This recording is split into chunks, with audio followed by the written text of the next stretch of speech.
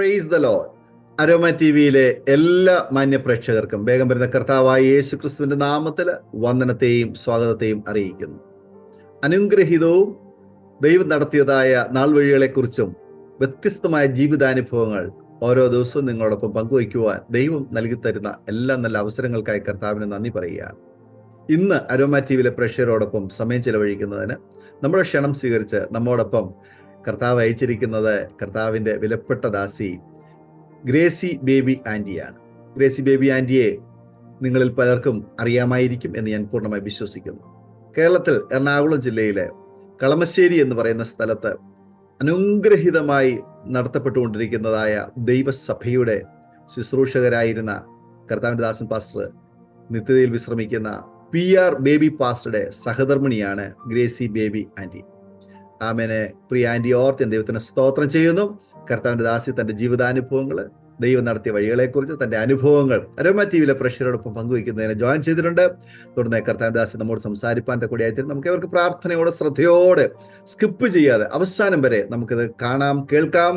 ദൈവത്തിന്റെ പരിശുദ്ധാത്മാവ് നമ്മോട് സംസാരിക്കുന്നത് നമുക്ക് തിരിച്ചറിയാം. ഈ സാക്ഷ്യം നിങ്ങൾക്ക് തികച്ചും അനുഗ്രഹമായിരിക്കും എന്നുള്ള കാര്യത്തിന് യാതൊരു സംശയവുമില്ല. ആകയാൽ നാം ഒരുമിച്ച് ശ്രദ്ധയോടെ പ്രാർത്ഥനയോടെ ആയിരിക്കുമ്പോൾ പ്രിയ ഗ്രേസി ബേബി ആന്റിയെ തികഞ്ഞ സ്നേഹത്തോടും ആദരവോടും കൂടി അരോമ ടി വിയിലെ പ്രേക്ഷകരോടൊപ്പം സമയം ചെലവഴിക്കുന്നതിന് ഞങ്ങൾ സ്വാഗതം ചെയ്തുകൊള്ളുന്നു. Praise lord aunty. Aunty, Aroma T വിയിലെ പ്രേക്ഷകരോടൊപ്പം പരിചയപ്പെടുത്തുന്നതിൽ ഞങ്ങൾക്ക് വളരെ സന്തോഷമുണ്ട്. ഒന്ന് പരിചയപ്പെടുത്താമോ ആന്റി? വീട്ടിൽ ആരൊക്കെയുണ്ട്, എവിടെ നിന്നാണ് ജോയിൻ ചെയ്തിരിക്കുന്നതെന്ന് പറയാമോ? ഞാൻ ഇപ്പൊ ജോയിൻ ചെയ്തിരിക്കുന്നത് അമേരിക്കയിൽ പോർട്ട്ലാൻഡിൽ നിന്നാണ്. എനിക്ക് 2 ആൺകുഞ്ഞുങ്ങളും അവരുടെ ഭാര്യമാരും അടക്കം 4 മക്കളും 2 കൊച്ചുമക്കളും ഉണ്ട്. ഓക്കെ ഓക്കെ ആന്റി, അമേരിക്കയിലെ സന്തോഷത്തോടെ ആയിരിക്കുന്നു എന്ന് വിശ്വസിക്കുന്നു. കർത്താവ് അനുഗ്രഹിക്കട്ടെ. ആന്റിയെ പരിചയപ്പെടുന്നതിലും അരോമ ടി വിയിലെ പ്രേക്ഷകരോടൊപ്പം പരിചയപ്പെടുത്താൻ ഞങ്ങൾക്ക് വളരെ സന്തോഷമുണ്ട്. ഒത്തിരി ജീവിതാനുഭവങ്ങള്, ആ ജീവിതത്തിലൂടെ കർത്താവ് ചെയ്ത എല്ലാ ഉപകാരങ്ങളും ഓർത്ത് പറയുവാൻ കർത്താവ് സഹായിക്കട്ടെ എന്ന് ഞങ്ങൾ പ്രാർത്ഥിക്കുന്നു. ആകട്ടെ, അരോമ ടി വിയിലെ പ്രേക്ഷകരോടൊപ്പം തുടർന്ന് സംസാരിക്കുമ്പോൾ ആന്റിയുടെ മാതാപിതാക്കന്മാരെ കുറിച്ചും സഹോദരങ്ങളെ കുറിച്ചും ബാല്യകാലത്തെ നല്ല ഓർമ്മകൾ, വിദ്യാഭ്യാസ കാലത്തെക്കുറിച്ച്, യേശുവിനെ കർത്താവിന് വേണ്ടി സാക്ഷിയായി തീരുവാൻ ഇടയായി തീർന്ന സാഹചര്യങ്ങള്, ദൈവം ചെയ്ത എല്ലാ ചെറുതും വലുതുമായ ഉപകാരങ്ങളെ ഓർത്ത് സാക്ഷ്യം പറയാനുള്ള അവസരമാണ്. കർത്താവിന്റെ ദാസിക്ക് തുടർന്ന് സംസാരിക്കാം. Praise the Lord. ദൈവനാമത്തിന് മഹത്വം ഉണ്ടാകട്ടെ. അരോമ ടി വിയിലെ എല്ലാ ശ്രോതാക്കൾക്കും വീണ്ടും വരുന്നതിനായ യേശുക്രിസ്തുവിന്റെ നാമത്തിൽ എന്റെ സ്നേഹവന്ദനം അറിയിക്കുകയാണ്. നിങ്ങളോടൊപ്പം ആയിരിക്കുന്നതിൽ എനിക്കും വളരെ സന്തോഷമുണ്ട്. യോഹന്നാന്റെ സുവിശേഷത്തിൽ ഒരു വാക്യമുണ്ട്, ആമേൻ ആമേൻ ഞാൻ നിങ്ങളോട് പറയുന്നു, ഗോതമ്പ് മണി നിലത്ത് വീണ് ചാകുന്നില്ല എങ്കിൽ തനിയെ ഇരിക്കും, ചത്തു എങ്കിലോ വളരെ ഫലം കായ്ക്കും. ഈ വാക്യം ഞങ്ങളുടെ ജീവിതത്തിന്റെ ആകത്തുകയാണ്. ത്യാഗപൂർണമായൊരു ജീവിതമേ ഫലകരമാവുകയുള്ളൂ. ഒരു ഗോതമ്പ് മണി എടുത്ത് നോക്കുകയാണെങ്കിൽ അത് അതിൽ തന്നെ പ്രയോജനരഹിതമാണ്. എന്നാൽ അത് മണ്ണിൽ കുഴിച്ചിട്ടാൽ അത് ചാകുകയും ഫലം പുറപ്പെടുവിക്കുകയും ചെയ്യും. നാം ഓരോരുത്തരും ഗോതമ്പ് മണിക്ക് തുല്യരാണ്. ക്രിസ്തുവിന്റെ ജീവൻ നമ്മുടെ ഉള്ളിൽ പകരപ്പെട്ടിട്ടുണ്ട്. ആ ക്രിസ്തുവിന്റെ ജീവൻ ലക്ഷ്യപ്രാപ്തിയിൽ എത്തണമെങ്കിൽ ദൈവം ആഗ്രഹിക്കുന്ന സ്ഥലത്ത് തക്ക സമയത്ത് നമ്മൾ സ്വയമായി വിതയ്ക്കാൻ ഏൽപ്പിച്ചു കൊടുക്കണം. ഇത്രയും പറഞ്ഞുകൊണ്ട് ഞാൻ എൻ്റെ സാക്ഷ്യത്തിലേക്ക് കടക്കുകയാണ്. എൻ്റെ ബാല്യകാലം ഞാൻ വളരെ ചുരുക്കി പറയാം. ഞാൻ ജനിച്ചു വളർന്നത് കീഴം എന്ന സ്ഥലത്താണ്. എൻ്റെ അമ്മയുടെ വീട് തിരുവല്ല, അപ്പച്ചന്റെ വീട് കീഴിലം. ഞങ്ങൾ 4 മക്കളാണ്. എൻ്റെ മൂത്ത് 2 ബ്രദേഴ്സ്, ഇളയത് ഒരു സിസ്റ്റർ. എൻ്റെ പേരൻസ് ടീച്ചേഴ്സ് ആയിരുന്നു. അവർ പഠിപ്പിക്കുന്ന സ്കൂളിലാണ് ഞാൻ പഠിച്ചത്. എൻ്റെ അപ്പച്ചന്റെ വീട്ടിലും പെൺമക്കളില്ല, അമ്മയുടെ വീട്ടിലും പെൺമക്കളില്ല. അപ്പോ അമ്മയുടെ അമ്മ വല്യമ്മച്ചി വലിയൊരു പ്രാർത്ഥനക്കാരിയായിരുന്നു. 2 ആൺകുട്ടികൾ ഉണ്ടായപ്പോൾ അമ്മച്ചി കരഞ്ഞു പ്രാർത്ഥിച്ച് കിട്ടിയതാണ് എന്നെ. അപ്പൊ കൃപ എന്ന് പേരിടണമെന്നും പറഞ്ഞ് ഗ്രേസ് എന്ന് വിളിക്കുന്നു. എൻ്റെ ബ്രദേഴ്സിനെ 2 പേരെയും കോളേജിൽ വിടുവാനുള്ള സൗകര്യത്തിനായി ഞാൻ 4th സ്റ്റാൻഡേർഡിൽ പഠിക്കുമ്പോൾ ഞങ്ങൾ കോതമംഗലം എന്ന സ്ഥലത്ത് വന്ന് സെറ്റിൽഡ് ആയി. ഞങ്ങളുടെ ഞാൻ ഇവാഞ്ചലിക്കൽ സഭാ ബാക്ക്ഗ്രൗണ്ടിൽ ജനിച്ചു വളർത്തപ്പെട്ട ഒരു വ്യക്തിയാണ്. ചെറുപ്പത്തിൽ ബൈബിള് വായിക്കും, പ്രാർത്ഥിക്കും. അപ്പൊ വീട്ടിൽ ഭയങ്കര സ്ട്രിക്റ്റ് ആയതുകൊണ്ട് ഒരു ചടങ്ങ് പോലെ അതങ്ങ് നടന്നുകൊണ്ടിരുന്നു. എങ്കിലും ചെറുപ്പത്തിലെ ദൈവത്തോടൊരു വലിയ സ്നേഹം എൻ്റെ ഉള്ളിലുണ്ടായിരുന്നു. ഞാൻ ഇന്നെന്ന പോലെ ഓർക്കുകയാണ്, ഞാൻ 5th സ്റ്റാൻഡേർഡിൽ പഠിച്ചുകൊണ്ടിരിക്കുന്ന സമയത്ത് ക്ലാസ്സിലെ കൂട്ടുകാരികളും ഒന്നിച്ച് ഇന്റർവെല്ലിന്റെ സമയത്ത് ക്ലാസ്സിന്റെ പുറത്തു പോയിരുന്നു പ്രാർത്ഥിക്കും. അപ്പൊ അവർക്ക് രക്ഷാവചനമൊക്കെ ചൊല്ലിക്കൊടുത്ത് കർത്താവ് വരാറായി എന്നെല്ലാം പറഞ്ഞ് ഞങ്ങൾ ഒരുമിച്ചിരുന്ന് പ്രാർത്ഥിക്കായിരുന്നു. അന്ന് എനിക്ക് വചനത്തെ കുറിച്ച് വലിയ നിശ്ചയമൊന്നുമില്ല, പക്ഷെ എനിക്കറിയാവുന്ന വെച്ച് അവർക്ക് പറഞ്ഞു കൊടുത്ത് ഞങ്ങൾ ഇരുന്ന് പ്രാർത്ഥിക്കുമായിരുന്നു. അന്നേ ഒരു മിഷൻ ഹേർട്ട് എൻ്റെ ഉള്ളിലുണ്ടായിരുന്നു. ദൈവം അന്നേ എന്നെ കണ്ടതുകൊണ്ടായിരിക്കാം കർത്താവിന്റെ വയൽ പ്രദേശത്ത് ഒരു അഗ്നികഷ്ണം പോലെ ശോഭിച്ച ഒരു ദൈവദാസിന്റെ ഭാര്യയായിരിക്കാൻ ദൈവം എന്നെ തെരഞ്ഞെടുത്തത്. 139 സങ്കീർത്തനത്തിൽ ഇങ്ങനെ പറയുന്നു, ഞാൻ പിണ്ടാകാരമായിരുന്നപ്പോൾ നിന്റെ കണ്ണ് എന്നെ കണ്ടു, നിയമിക്കപ്പെട്ട നാളുകളിൽ ഒന്നും ഇല്ലാതിരുന്നപ്പോൾ അവയെല്ലാം നിന്റെ പുസ്തകത്തിൽ എഴുതിയിരുന്നു.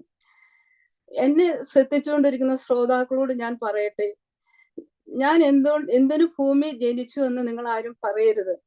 ദൈവത്തിന് നിങ്ങൾ ഓരോരുത്തരും കുറിച്ചുള്ള ഉദ്ദേശങ്ങൾ വളരെ വലുതാണ്, വ്യത്യസ്തമാണ്. ദൈവത്തിന്റെ കരങ്ങളിലേക്ക് സമർപ്പിച്ചു കൊടുക്കുകയാണെങ്കിൽ ദൈവം ഒരു മാനപാത്രമായിട്ട് നിങ്ങളെ ഓരോരുത്തരെയും പണിതെടുക്കും.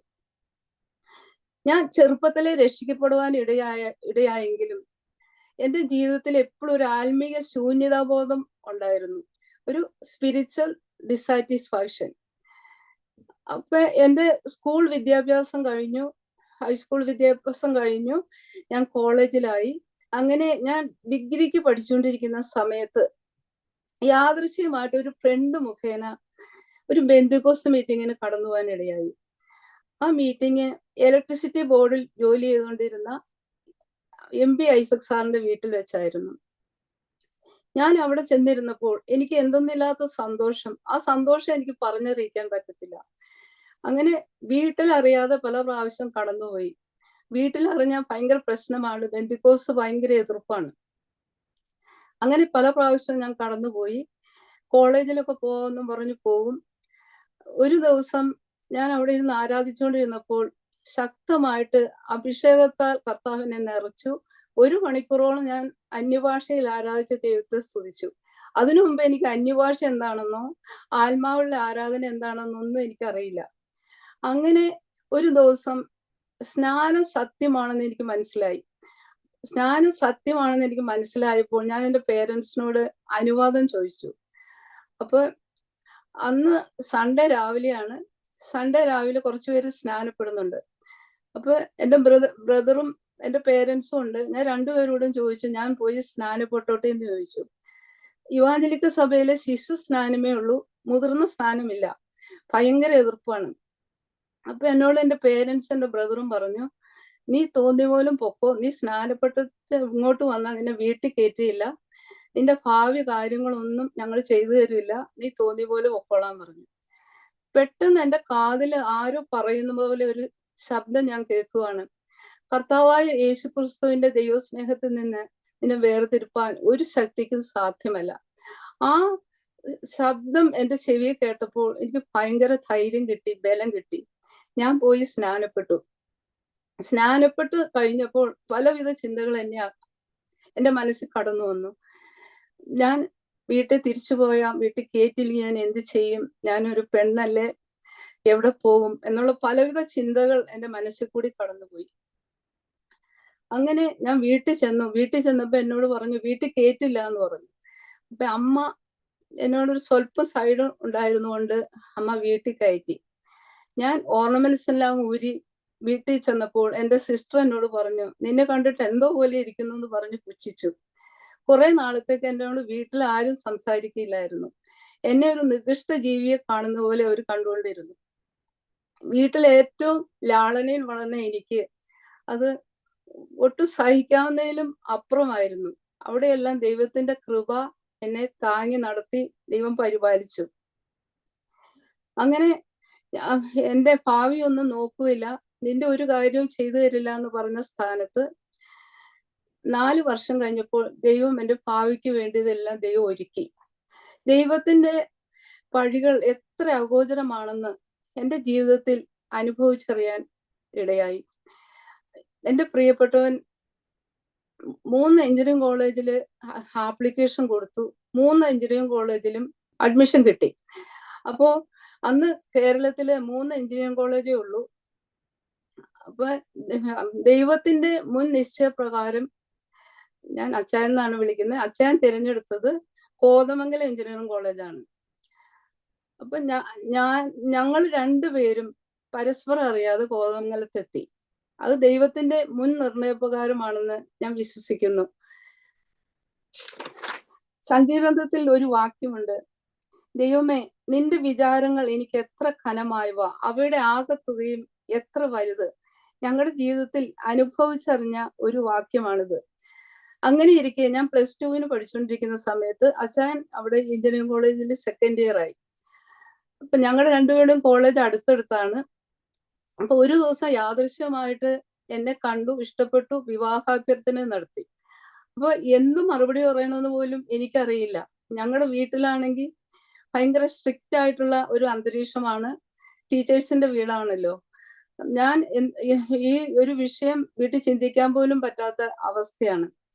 അപ്പൊ ഞാൻ അച്ഛനാണ് ഈ ആ സമയത്ത് കള്ളും കഞ്ചാവും ഒക്കെ അടിച്ച് ദൈവമില്ല എന്ന് പറഞ്ഞു നടക്കുന്ന സമയം.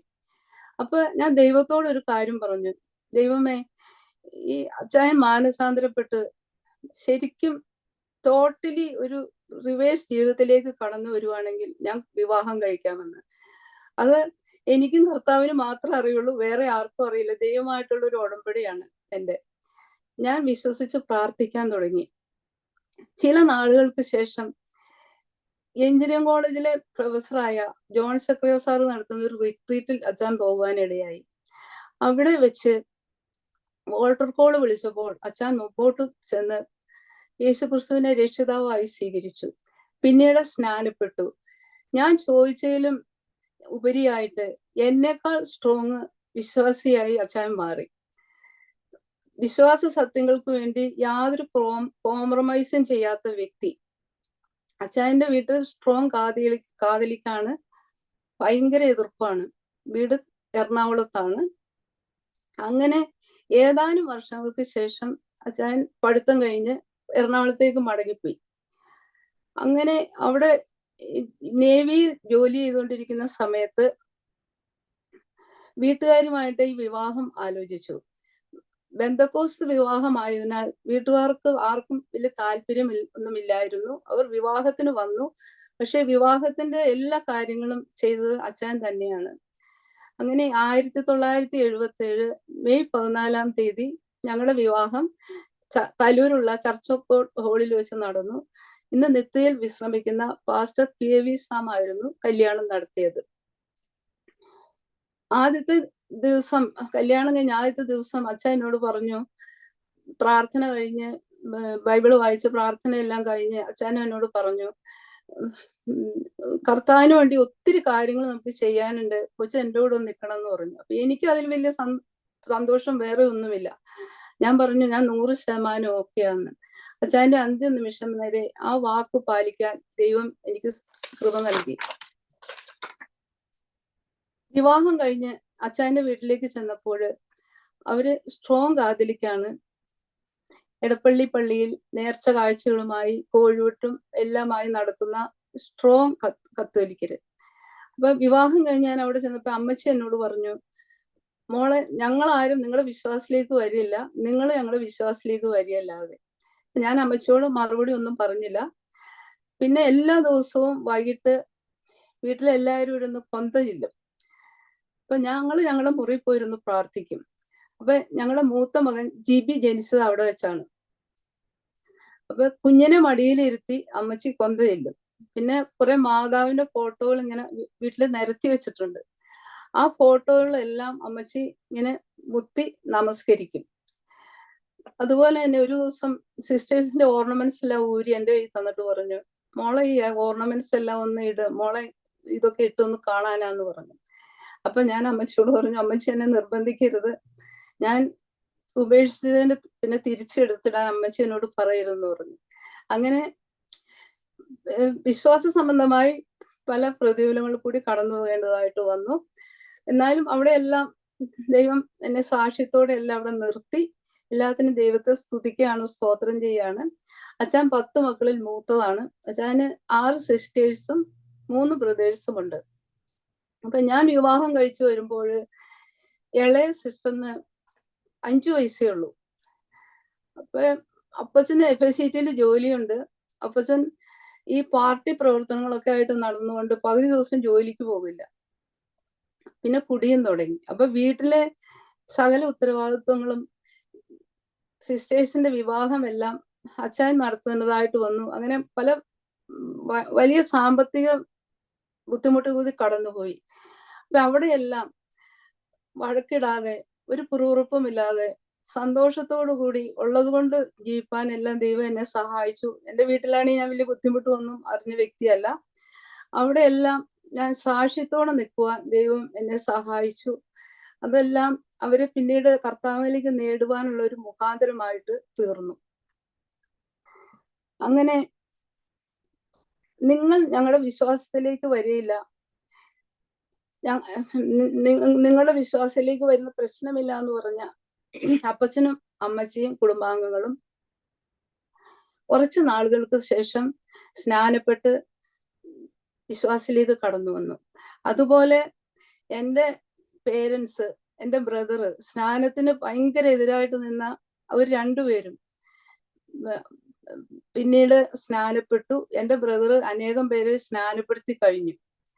അപ്പൊ ഞാൻ ആലോചിക്കുകയാണ്, ഒരു വ്യക്തി ഒരു കുടുംബത്തിൽ വിശ്വാസത്തിന് വേണ്ടി നിലനിന്നാൽ ഒരു കുളമ്പടി പോലും ശേഷിക്കാതെ ദൈവം വേർതിരിക്കുന്ന ആ ദൈവം എത്ര വിശ്വസനാണെന്ന് എനിക്ക് എൻ്റെ ജീവിതത്തോട് രുചിച്ചറിവാൻ ദൈവം കൃപ തന്നു. ഈ ആരെങ്കിലും ഈ എന്നെ കേൾക്കുന്ന ആരെങ്കിലും ഞാൻ ഒറ്റയ്ക്കാണല്ലോ വിശ്വാസം എന്ന് ചിന്തിക്കുന്നുണ്ടെങ്കിൽ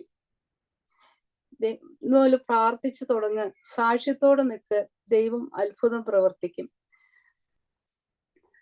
അങ്ങനെ 5 വർഷം കഴിഞ്ഞപ്പോൾ ഞങ്ങൾ അച്ചായന്റെ വീട്ടിൽ നിന്ന് അച്ചായൻ ഓഫീസിന്റെ അടുത്തേക്ക് ഒരു വീട്ടിലേക്ക് മാറി. അവിടെ വെച്ച് ഇളയ മകൻ ജിജു ജനിച്ചു.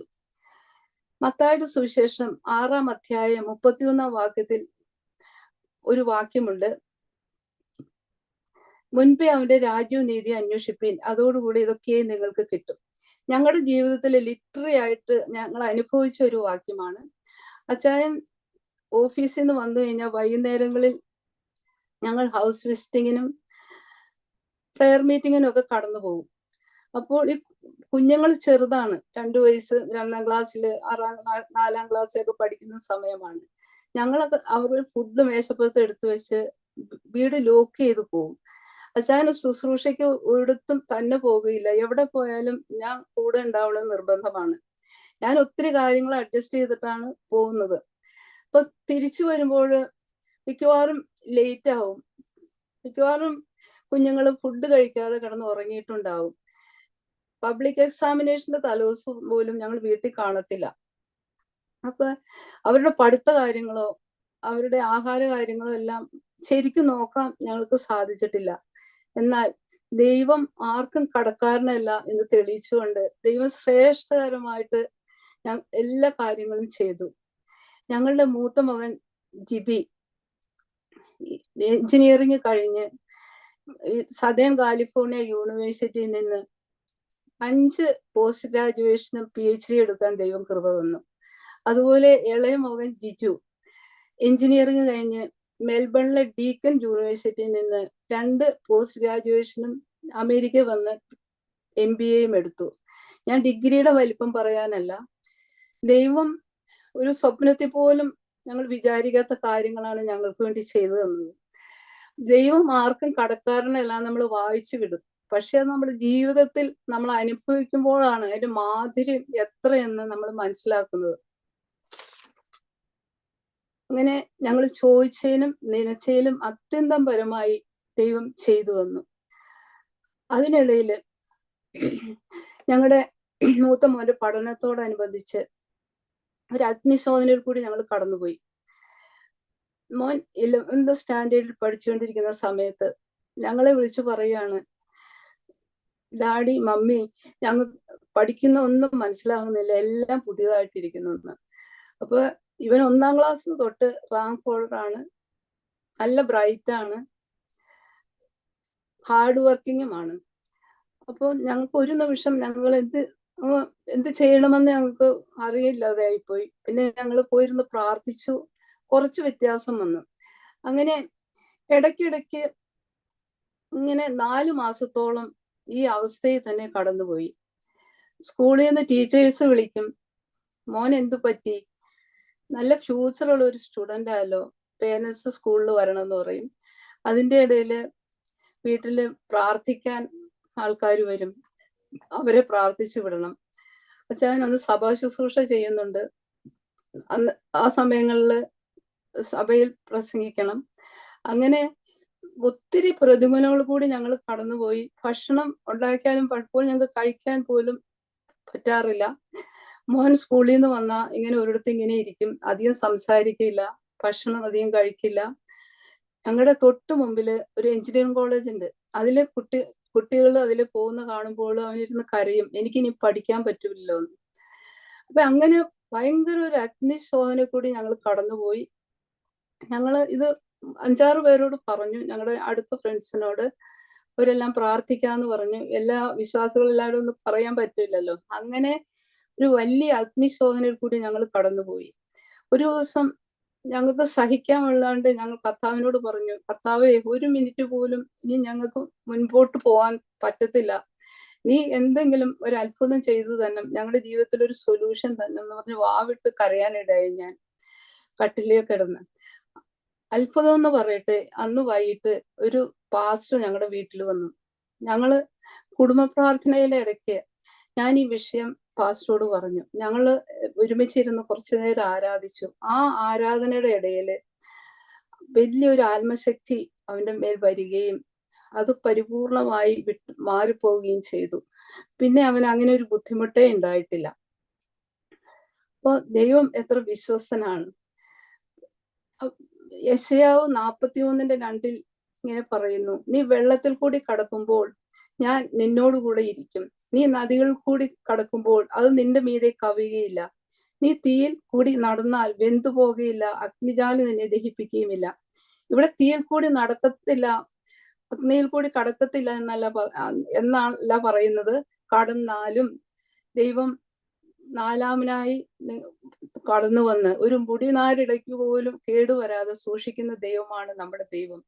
എബ്രായ ബാലന്മാരെ 7 മടങ്ങ് ചൂടുള്ള തീയിലേക്കാണ് വലിച്ചു എറിഞ്ഞത്.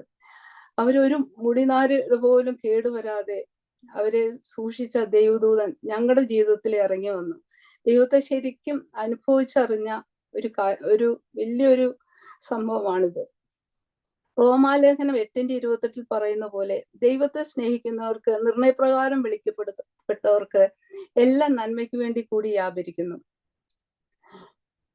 ഈ വിഷയം മോന്റെ ജീവിതത്തിൽ ഒരു നന്മയ്ക്ക് വേണ്ടിയായിരുന്നു. മോൻ 11th സ്റ്റാൻഡേർഡിൽ പഠിച്ചുകൊണ്ടിരിക്കുമ്പോൾ മെഡിക്കൽ എൻട്രൻസും എഞ്ചിനീയറിംഗിന് എൻട്രൻസും പ്രിപ്പയർ ചെയ്യുന്നുണ്ടായിരുന്നു. അപ്പൊ ഒരു ദിവസം ഞാൻ അവനോട് പറഞ്ഞു, എൻട്രൻസിനൊക്കെ സ്കോർ കിട്ടണമെങ്കിൽ ദൈവസഹായം ഇല്ലാതെ പറ്റില്ല എന്ന് പറഞ്ഞു. അപ്പോൾ മോൻ എന്നോട് പറഞ്ഞു, മമ്മി, ഹാർഡ് വർക്ക് ചെയ്താൽ കിട്ടാത്ത ഒന്നുമില്ല എന്ന് അവൻ എന്നോട് പറഞ്ഞു. അപ്പൊ ഞാനൊന്നും മറുപടി പറഞ്ഞില്ല. അപ്പൊ ദൈവത്തിന് അത് തെളിയിക്കണമായിരുന്നു, ദൈവത്തിന്റെ കൃപയെ കൂടി വേണം എന്നുള്ളത്. അപ്പൊ പല ഇന്റർവ്യൂവിലും അവൻ പോയിരിക്കുമ്പോൾ അവരവനോട് ചോദിക്കുന്ന ചോദ്യമാണ്, what is your strength, maths, physics, anything else? അപ്പോൾ അവൻ പറയുന്ന മറുപടിയാണ്, my strength is in the living God, with God I am hero, without God I am zero. ഇത് ദൈവത്തിന് അവനെ കൊണ്ട് പറയിപ്പിക്കണമായിരുന്നു. നമ്മുടെ ജീവിതത്തിൽ പല കഷ്ടങ്ങള്, പ്രയാസങ്ങളെല്ലാം വരുമ്പോൾ അതിലുള്ള ദൈവത്തിന്റെ ഉദ്ദേശം നാം പലപ്പോഴും മനസ്സിലാക്കുന്നില്ല. എന്നാൽ അതിലുള്ള ദൈവത്തിന്റെ വലിയ പദ്ധതി നാം മനസ്സിലാക്കുമ്പോൾ നമുക്ക് നേരിടുന്നതെല്ലാം അനുഗ്രഹത്തിനാണെന്ന് നമുക്ക് മനസ്സിലാക്കാൻ സാധിക്കും. ഉൽപ്പത്തി പുസ്തകം നമ്മൾ വായിക്കുമ്പോൾ യോസെഫിന്റെ ജീവിതത്തില് വലിയ കഷ്ടത്തിൽ കൂടി കടന്നുപോയി. കാരാഗ്രഹം, പൊട്ടക്കിണറ്, എല്ലാത്തിൽ കൂടി കടന്നുപോയി. പക്ഷെ ഫറവോന്റെ 2-ാം രാജ്യത്തിൽ ഇരിക്കണമെങ്കിൽ ഇതൊക്കെ ദൈവത്തിന്റെ പദ്ധതിയായിരുന്നു. ഫറവോന്റെ 2-ാം രാജ്യത്തിൽ ഇരിക്കാനുള്ള ദൈവത്തിന്റെ പദ്ധതികളായിരുന്നു യോസെഫിന്റെ ജീവിതത്തിൽ വന്നതെല്ലാം. അതുപോലെ ദൈവത്തെ സ്നേഹിക്കുന്നവർക്ക്, നിർണയപ്രകാരം വിളിക്കപ്പെടുന്നവർക്ക് സർവ്വവും നന്മയ്ക്ക് വേണ്ടി കൂടി വ്യാപരിക്കുന്നു. അത് ദൈവം ഞങ്ങളുടെ ജീവിതത്തില് വലിയൊരു വിടുതലാണ് ഈ വിഷയത്തിൽ തന്നത്. ദൈവത്തിന് നന്ദിയോട് സ്തോത്രം ചെയ്യുന്നു, സ്തുതിക്കുന്നു. 1993 ഫെബ്രുവരിയിൽ ഞങ്ങൾ ആരാധിച്ചത് സഭയിലെ പാസ്റ്റ് കത്ത് സന്നിധിയിൽ ചേർക്കപ്പെട്ടു. അന്ന് 5 കുടുംബങ്ങളാണ് അവിടെ ആരാധിച്ചുകൊണ്ടിരുന്നത്. അപ്പോ എല്ലാവരും പറഞ്ഞു, ബേബി സാർ ഞങ്ങളുടെ പാസ്റ്ററായിരുന്നാൽ മതി. അങ്ങനെ എല്ലാവരുടെയും നിർബന്ധപ്രകാരം അച്ഛൻ സഭാ ശുശ്രൂഷ ഏറ്റെടുത്തു. അന്ന് അച്ഛൻ ജോലിയും ചെയ്യുന്നുണ്ടായിരുന്നു. കാക്കനാടാണ് ഐസക് സാറിന്റെ വീട്. അവിടെ വെച്ചായിരുന്നു ആരാധന.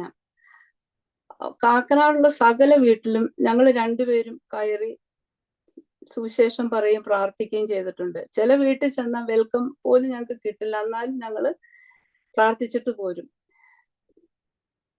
ഒരു വ്യക്തി പോലും സഭയിൽ കടന്നു വരാന്ന് പറഞ്ഞ് ഞങ്ങൾ പ്രാർത്ഥിച്ച ഒത്തിരി ദിവസങ്ങളുണ്ട്. 5-6 മാസത്തോളം അങ്ങനെ കടന്നുപോയി. പിന്നെ ആത്മാക്കൾ കടന്നു വരുവാൻ തുടങ്ങി. പിന്നെ ആത്മാക്കളുടെ ഒരു ഒഴുക്കായിരുന്നു. അങ്ങനെ 1.5 വർഷത്തിന് ഉള്ളില് ആ ഹോളിൽ നിന്ന് മാറേണ്ട അവസ്ഥ വന്നു. അങ്ങനെ ഞങ്ങൾ അവിടുന്ന് കമ്പനിപ്പടി എന്ന സ്ഥലത്ത് ഒരു സാറിന്റെ പ്ലോട്ടില് ഷെഡ് വെച്ച് കെട്ടി അവിടെ ആരാധിച്ചു. അവിടെയും ആത്മാക്കൾ കടന്നു വരുവാൻ തുടങ്ങി. അവിടുന്ന് മാറേണ്ട അവസ്ഥ ആയപ്പോഴാണ് ഇന്ന് ഫേസ് സിറ്റി ചർച്ച് ഇരിക്കുന്ന ആ പ്ലോട്ട് വാങ്ങിയത്. അച്ഛൻ ജോലി ചെയ്യുന്നിരുന്ന സമയത്ത് ശനിയും ഞായറും അവധിയാണ്. വെള്ളിയാഴ്ച വൈകിട്ട് വീട്ടിൽ വന്ന ഞങ്ങൾ ഉടനെ പുറപ്പെടും. കേരളത്തിൽ എവിടെയെങ്കിലും ആയിട്ട് മീറ്റിംഗ് അറേഞ്ച് ചെയ്തിട്ടുണ്ടാവും. കേരളത്തിലെ സകല ഡിസ്ട്രിക്റ്റിലും പോയി മീറ്റിംഗ് നടത്തുവാൻ ദൈവം ഞങ്ങൾക്ക് കൃപ തന്നു. തിരിച്ചു വരുമ്പോൾ ശനിയാഴ്ച രാത്രി 2 മണി 3 മണിയൊക്കെ ആവും. പിറ്റേ ദിവസം ആരാധനയുണ്ട്, വെളുപ്പിനെ എഴുന്നേൽക്കണം. അതുമല്ല, തിരിച്ചു വരുമ്പോൾ എൻ്റെ കാലിൽ രണ്ടും നീര് വെച്ചിട്ടുണ്ടാവും. ചെരുപ്പ് പോലും എനിക്ക് കയറത്തില്ല. എന്നാലും ആത്മാക്കളുടെ വിടുതൽ കാണുമ്പോൾ അതൊന്നും സാരമില്ല എന്ന് ഞങ്ങൾക്ക് പലപ്പോഴും ഞങ്ങൾ ചിന്തിക്കാറുണ്ട്. സുവിശേഷത്തിന് വേണ്ടി എന്ത് റിസ്ക് എടുക്കാനും ഞങ്ങൾക്കൊരു മടിയുമില്ലായിരുന്നു. എനിക്കും ആ ആറ്റിറ്റ്യൂഡ് കർത്താവ് നൽകി തന്നു.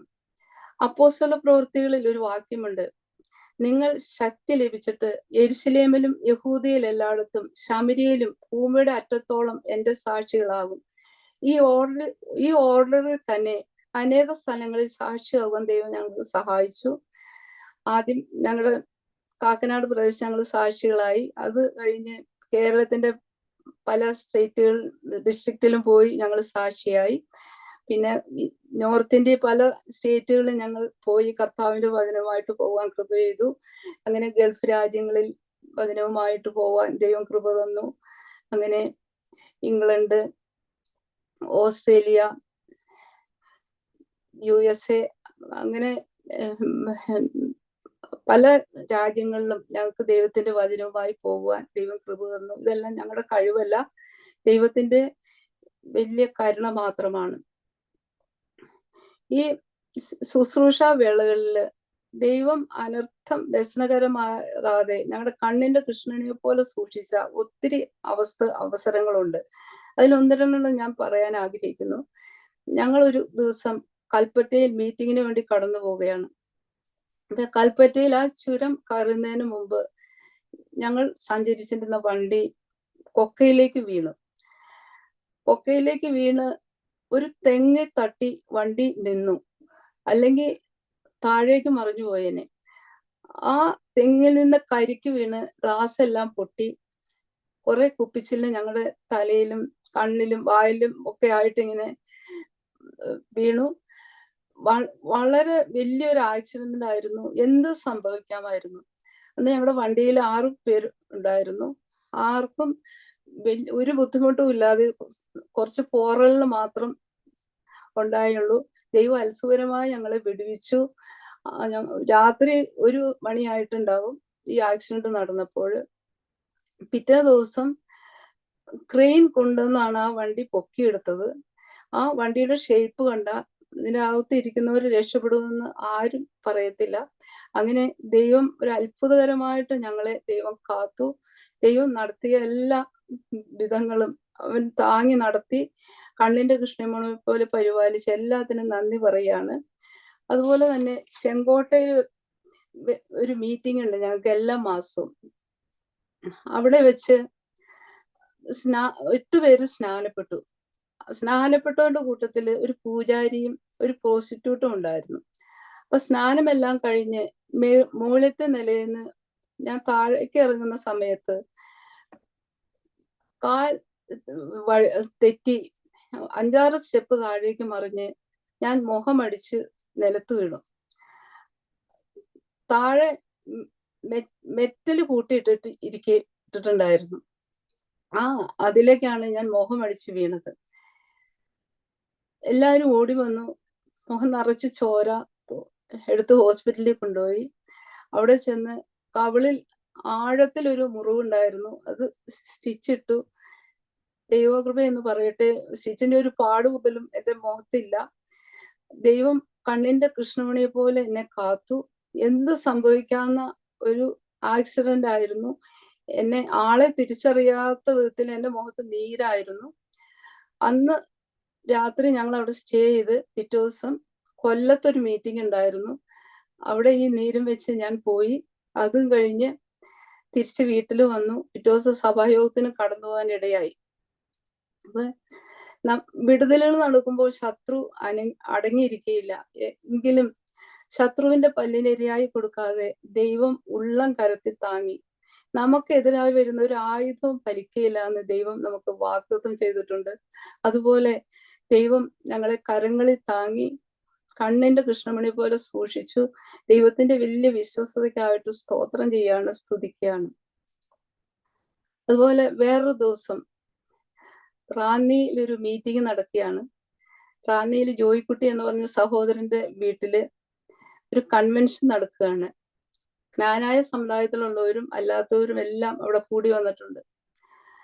അപ്പൊ അച്ഛൻ മെസ്സേജ് കൊടുക്കാൻ എഴുന്നേറ്റ് നിന്ന് ഒരു 5 മിനിറ്റ് കഴിഞ്ഞപ്പോൾ അച്ഛൻ ഇങ്ങനെ മൂക്ക് ചീറ്റുന്നുണ്ട്. അപ്പൊ ഞാൻ വിചാരിച്ചു അച്ഛന് കോൾഡ് ഒന്നുമില്ലല്ലോ, പിന്നെ എന്താ വെച്ചാൽ മൂക്ക് ചീറ്റുന്നതെന്ന് നോക്കിക്കൊണ്ട് കുറച്ച് സമയം കഴിഞ്ഞ് നോക്കിയപ്പോൾ മൂക്കിൽ നിന്ന് ബ്ലഡ് വന്നുകൊണ്ടിരിക്കുകയാണ്. അപ്പൊ ഞാൻ ഓഡിയൻസിന്റെ ഇടയ്ക്ക് ഇരിപ്പുണ്ട്. പോക്കറ്റിലുള്ള ടവൽ എല്ലാം എടുത്ത് തുടച്ചു, അത് നിറഞ്ഞു. പിന്നെ ജോയിക്കുട്ടി വീട്ടിൽ നിന്ന് ഒരു ടർക്കി എടുത്തുകൊണ്ട് കൊടുത്തു, അതും നിറഞ്ഞു. എന്നിട്ടും അച്ഛൻ മെസ്സേജ് തുടരുകയാണ്. വേറെ വല്ല ആരുമാണെങ്കിലും മെസ്സേജ് നിർത്തി അവിടെ ഇരിക്കും. അങ്ങനെ എന്നോട് അച്ഛൻ പറഞ്ഞു സ്റ്റേജിൽ വന്നിരിക്കാൻ പറഞ്ഞു. ഞാൻ സ്റ്റേജിൽ പോയിരുന്ന് തകർന്ന് പ്രാർത്ഥിച്ചു. കുറെ നേരം കഴിഞ്ഞപ്പോ ബ്ലഡ് നിന്നു. ആ പ്രസംഗം 1.5 മണിക്കൂർ നീണ്ടുപോയി. റാന്നിയിലുള്ള എല്ലാവരും ഒരു മഹാസംഭവമായിരുന്നു. ഞങ്ങളുടെ വിശ്വാസം കണ്ടിട്ട് പലരും വിശ്വാസത്തിൽ ശക്തിപ്പെടുവാൻ ഇടയായി. അവിടെ എല്ലാം വിശ്വാസം വർദ്ധിച്ചു. പലരും അന്ന് യേശുക്രിസ്തുവിനെ രക്ഷിതാവായി സ്വീകരിച്ചു. അങ്ങനെ വലിയൊരു അനുഗ്രഹിക്കപ്പെട്ട മീറ്റിംഗ് ആയിരുന്നു അത്. അന്ന് തന്നെ ഞങ്ങൾ രാത്രി തന്നെ തിരിച്ച് വീട്ടിലെത്തി. പിന്നെ ഞാൻ ബുദ്ധിമുട്ട് വന്നിട്ടില്ല. ഈ പ്രദേശങ്ങളെല്ലാം PCT ചർച്ചിന്റെ ബ്രാഞ്ച് സഭകളുണ്ട്. സുവിശേഷത്തിന് വേണ്ടി ഒത്തിരി കോസ്റ്റ് കൊടുത്തിട്ടുണ്ട്. അതെല്ലാം പറയാൻ പോയ ദിവസങ്ങൾ പറഞ്ഞാൽ തീരത്തില്ല. ദൈവം എല്ലാം കരങ്ങളിൽ താങ്ങി നടത്തി ഞങ്ങളെ സൂക്ഷിച്ചു. ദൈവത്തിന്റെ എല്ലാ വിശ്വസ്തതയ്ക്കായിട്ട് ഞങ്ങൾ സ്തോത്രം ചെയ്യാണ്, സ്തുതിക്കുകയാണ്. എന്റെ പ്രിയപ്പെട്ടവൻ രക്ഷിക്കപ്പെട്ട സമയത്ത് മിനിസ്ട്രിയെ കുറിച്ചൊരു ബ്ലൂ പ്രിന്റ് അച്ഛന് ദൈവം കാണിച്ചു കൊടുത്തിട്ടുണ്ടായിരുന്നു. അതെല്ലാം തന്നെ നിറവേറാൻ ദൈവം കൃപ ചെയ്തു. ഇന്ന് നിത്യയിൽ വിശ്രമിക്കുന്ന വാര്യാപുരം യോനാചാര്യൻ ഒത്തിരി ഞങ്ങൾക്ക് ശുശ്രൂഷയിൽ സപ്പോർട്ടായിരുന്നു.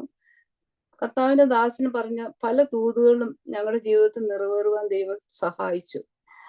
അച്ചായൻ ശുശ്രൂഷ ഏറ്റെടുക്കുമ്പോൾ ദൈവത്തോട് ചോദിച്ച ഒരു കാര്യമാണ്, ചർച്ചിൽ കാലുകുത്തുന്നവർ അനുഗ്രഹിക്കപ്പെടണമെന്ന്. കർത്താവ് ചോദിച്ചതുപോലെ അത് ചെയ്തു. ഒന്നുമില്ലാത്തവരായിട്ടാണ് ചർച്ചിൽ പലരും കടന്നു വരുന്നത്. ജപ്തി നോട്ടീസായി വന്നവര്, സമാധാനമില്ലാതെ ആത്മഹത്യക്ക് വേണ്ടി മുതിരുന്നവര്, കടബാധ്യതകള്, തലമുറയുടെ വിഷയത്തില് ഭാരപ്പെടുന്നവര്, അങ്ങനെ ഒത്തിരി പ്രതികൂലങ്ങൾ കൂടി കടന്നു വരുന്നവരാണ് അധികം ആളുകളും. എന്നാൽ അവിടെ ആരാധനയ്ക്ക് പങ്കെടുത്ത് കുറെ ദിവസങ്ങൾ കഴിയുമ്പോൾ അവര് ആത്മീയമായും ഭൗതികമായും ശാരീരികമായും എല്ലാം പടിപടിയായി ഉയരുന്നത് എൻ്റെ കണ്ണുകൊണ്ട് എനിക്ക് കാണാൻ സാധിച്ചിട്ടുണ്ട്. പക്ഷെ ദൈവത്തിന്റെ വിശ്വസ്തത ദൈവത്തെ സ്തുതിക്കുകയാണ്. അച്ചായന്റെ ശുശ്രൂഷയില് ഒത്തിരി രോഗസൗഖ്യങ്ങൾ നടക്കുന്നത് കാണാൻ എനിക്കിടയായിട്ടുണ്ട്.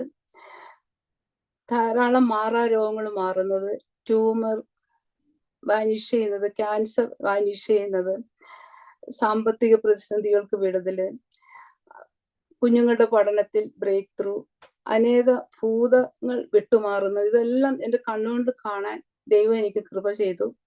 ഒരു ദിവസം പുനലൂർ ഒരു മീറ്റിംഗ് നടക്കുകയാണ്. മീറ്റിങ്ങിന്റെ ഇടയിൽ മൊസൈക്കിന്റെ തറ പൊട്ടി ഒരു തകിട് പൊങ്ങി വന്നു.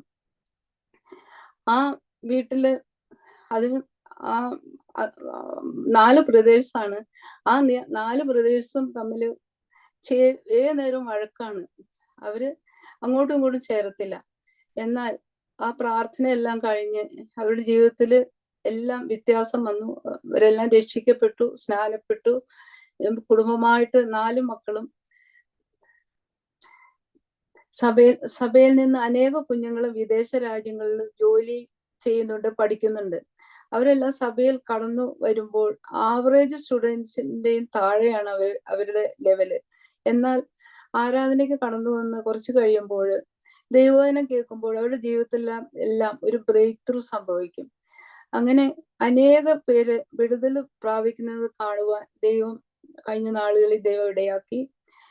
1993 5 കുടുംബങ്ങളായിട്ട് ആരംഭിച്ച സഭ ഇന്ന് ആയിരക്കണക്കിന് വിശ്വാസികൾ അവിടെ ആരാധിക്കുന്നു. ഇന്ന് സഭയിലെ എല്ലാ കാര്യവും നോക്കി നടത്തുന്നത് പാസ്റ്റർ ബാബു ജോണാണ്.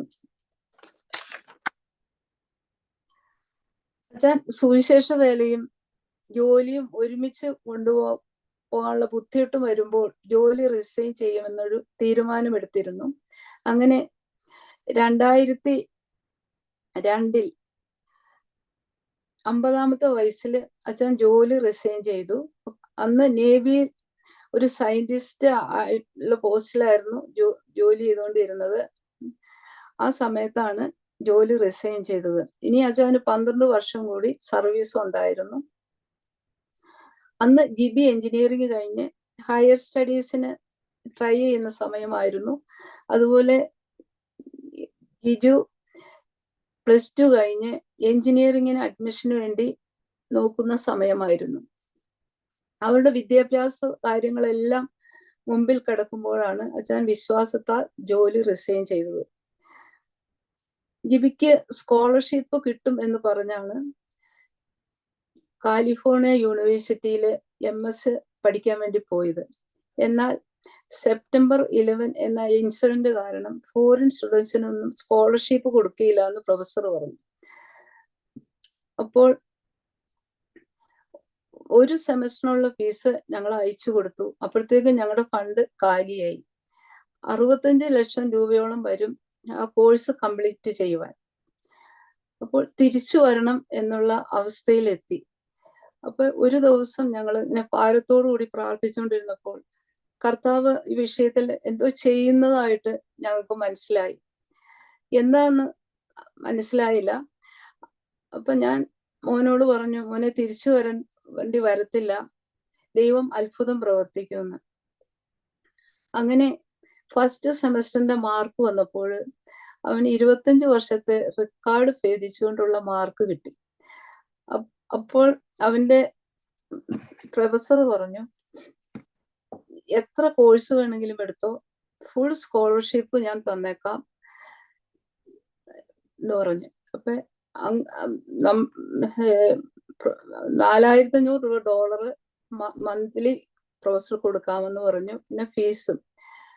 അങ്ങനെ അവൻ അവിടെ നിന്ന് 5 പോസ്റ്റ് ഗ്രാജുവേഷനും PhD എടുത്തു. ഞങ്ങൾ എപ്പോഴും പറയും, ഫറവോന്റെ വീട്ടിൽ മോശയെ വളർത്തിയ പോലെ എന്ന്. ഞങ്ങളുടെ കയ്യിൽ നിന്ന് ഒറ്റ പൈസ പോലും ചെലവായില്ല. മില്യൺസ് ഡോളർ അവർക്ക് ചെലവായി. ദൈവം എത്ര വിശ്വസനാണെന്ന് ഞങ്ങൾ ആലോചിക്കുകയാണ്. കുഞ്ഞുങ്ങളുടെ വിദ്യാഭ്യാസം എല്ലാം മുൻപിൽ കിടക്കുമ്പോൾ അച്ഛൻ ജോലി റിസൈൻ ചെയ്തത്. ആ സമയത്ത് ദൈവം ജീവിതത്തിൽ ചെയ്ത അത്ഭുത വഴികളാണ് ഇതെല്ലാം. അതുപോലെ ഇളയ മകൻ ജിജു എഞ്ചിനീയറിങ്ങിന് വേണ്ടിയിട്ട് അഡ്മിഷന് പോകുമ്പോൾ അവന് 55,000 രൂപയുടെ ആവശ്യമുണ്ട്. അവന് തിങ്കളാഴ്ച വൈകിട്ട് പോകണം. ഞായറാഴ്ച വൈകിട്ട് വരെ അതിനൊരു സൊല്യൂഷനും ഇല്ല. ഞങ്ങൾ ഞായറാഴ്ച വൈകിട്ട് പ്രാർത്ഥിച്ചിട്ട് കിടന്നു. പിറ്റേ ദിവസം ചർച്ചിലെ ഒരു സഹോദരൻ ഞങ്ങളുടെ വീട്ടിൽ വന്നിട്ട് ഒരു പൊതി അച്ഛൻ്റെ കൈ നീട്ടി കൊണ്ട് പറഞ്ഞു, പാസ്റ്റർ, ഇത് ഇന്നലെ ഞങ്ങൾ വൈകിട്ട് പ്രാർത്ഥിച്ചുകൊണ്ടിരുന്നപ്പോൾ ഇത് പാസ്റ്ററിന് കൊണ്ട് കൊടുക്കുവാൻ ദൈവാത്മാവ് പറഞ്ഞു എന്ന് പറഞ്ഞു. അച്ഛൻ അത് തുറന്നു നോക്കി എണ്ണി നോക്കാൻ പറഞ്ഞു. എണ്ണി നോക്കിയപ്പോ കറക്റ്റ് 55,000 രൂപ. ഒരു പൈസ കൂടുതലോ കുറവോ ഇല്ല. അപ്പൊ ദൈവം എത്ര വിശ്വസനാണ്. ആവർത്തന പുസ്തകത്തിൽ ഒരു വാക്യമുണ്ട്, യേശുവിന്റെ ദൈവത്തെ പോലെ ഒരുത്തനുമില്ല, നിന്റെ സഹായത്തിനായി അവൻ ആകാശത്തൂടെ തന്റെ മഹിമയിൽ മേഘാരൂഢനായി വരുന്നു. ദൈവം ചെയ്ത അത്ഭുത വഴികളെ കുറിച്ച് എത്ര പറഞ്ഞാലും മതിയാകില്ല. ഈ ദൈവത്തെ നിമിഷം തോറും രുചിച്ചറിവാൻ ഞങ്ങളുടെ ശുശ്രൂഷ വേളയിലെല്ലാം ദൈവം സഹായിച്ചു. ദൈവം ഇത്ര അത്ഭുതകരമായിട്ടാണ് ഓരോ കാര്യങ്ങളും ചെയ്തു തന്നത്. നന്ദി പറയാനല്ലാതെ ഞങ്ങൾക്ക് ഒന്നുമില്ല. 1 കൊരിന്ത്യർ 9:22 അപ്പോസ്തലനായ പൗലോസ് പറയുന്നു, ഏതു വിധത്തിലും ചിലരെ രക്ഷിക്കേണ്ടതിന് ഞാൻ എല്ലാവർക്കും എല്ലാമായി തീർന്നു. ഈ വാക്യം അച്ചായനെ സംബന്ധിച്ചോളം 100% അർത്ഥവത്തായ ഒരു വാക്യമാണ്. അച്ചായന്റെ ജീവിതത്തില് എല്ലാവർക്കും എല്ലാമായി തീർന്ന ഒരു സ്വഭാവം. അച്ചായന് പുറത്തുള്ളവർക്കും സഭയിൽ മാത്രമല്ല ഏത് വ്യക്തിക്കും അച്ചായൻ അങ്ങനെയായിരുന്നു. ഒരു വ്യക്തിയെ ദൈവത്തിന് വേണ്ടി നേടിയെടുക്കുന്നതിന് വേണ്ടി എന്ത് ത്യാഗം സഹിക്കാനും അച്ചായൻ ഒരുക്കമായിരുന്നു. അവര് ഒറ്റ ഉദ്ദേശമേ ഉള്ളൂ, അവർക്ക് ദൈവരാജ്യത്തിന് അവരെ കൊള്ളാവുന്നവരാക്കണം. മറ്റുള്ളവരുടെ വിഷയങ്ങള് സ്വന്തം വിഷയം പോലെ എടുത്ത് അച്ഛൻ പ്രാർത്ഥിക്കാറുണ്ടായിരുന്നു. എല്ലാറ്റിനും ഒരു സൊല്യൂഷനെ അച്ഛൻ അവരോട് പറയാനുണ്ടായിരുന്നുള്ളൂ. ബൈബിൾ വായന, പ്രാർത്ഥന, ഉപവാസം, ആരാധന. ചർച്ചിലുള്ളവരും പുറത്തുള്ളവരും അച്ഛന് പ്രാർത്ഥനയ്ക്കായി പലപ്പോഴും വിളിക്കാറുണ്ട്. അപ്പൊ ഞാൻ എപ്പോഴും അച്ഛനോട് പറയും, ഫോൺ സൈലൻസിലെ മോഡിലിട്ടിട്ട് കിടക്കാൻ പറയും. അപ്പൊ അച്ഛനോട് പറയും, പക്ഷേ ഭയങ്കര അത്യാവശ്യമുള്ളവര്, ക്രിട്ടിക്കലായ വിഷയമുള്ളവരല്ലേ രാത്രി വിളിക്കുള്ളൂ, പിന്നെ ഫോൺ എങ്ങനെ സൈലൻസിൽ ഇട്ട് കിടന്നുറങ്ങുമെന്ന് എന്നോട് പറയും. വളരെ ലേറ്റായാണ് ഞങ്ങൾ മിക്കവാറും കിടന്ന് ഉറങ്ങുന്നത്. പല വിശ്വാസികളും മക്കളും എല്ലാം അച്ഛനോട് പറയും, അച്ഛൻ ആരോഗ്യം നോക്കണം, കുറച്ച് റെസ്റ്റ് എടുക്കണം, ഈ ഊണും ഉറക്കവും ഇല്ലാതെ ഓട്ടം കാണുമ്പോൾ ഇവരെല്ലാം പറയും. പക്ഷെ അച്ഛൻ അവരോട് പറയുന്ന മറുപടി ഇതാണ്, ഞാൻ ചെയ്യുന്ന വർക്ക് ഉടമ്പടിക്കാണ്, തച്ചിനല്ല എന്ന് പറയും. എന്റെ ജോലി വേഗം തീർക്കണം എന്നെല്ലാം അച്ഛൻ പറയുമായിരുന്നു. കൊലോസ്യ ലേഖനം 1:24 പറഞ്ഞിരിക്കുന്ന പോലെ, ക്രിസ്തുവിന്റെ കഷ്ടങ്ങളിൽ കുറവായുള്ളത് എന്റെ ജഡത്തിൽ സഭയായ അവന്റെ ശരീരത്തിന് വേണ്ടി പൂരിപ്പിക്കുന്നു. അച്ഛനെ സംബന്ധിച്ചോളം ശരിയായ ഒരു വാക്യമാണ്. അച്ഛന്റെ ജീവിതം അങ്ങനെയായിരുന്നു. ഞങ്ങളുടെ മിനിസ്ട്രിയില് എന്നെ എപ്പോഴും അത്ഭുതപ്പെടുത്തിയിട്ടുള്ള ഒരു കാര്യമാണ് അച്ഛന്റെ ഫെയ്ത്ത്.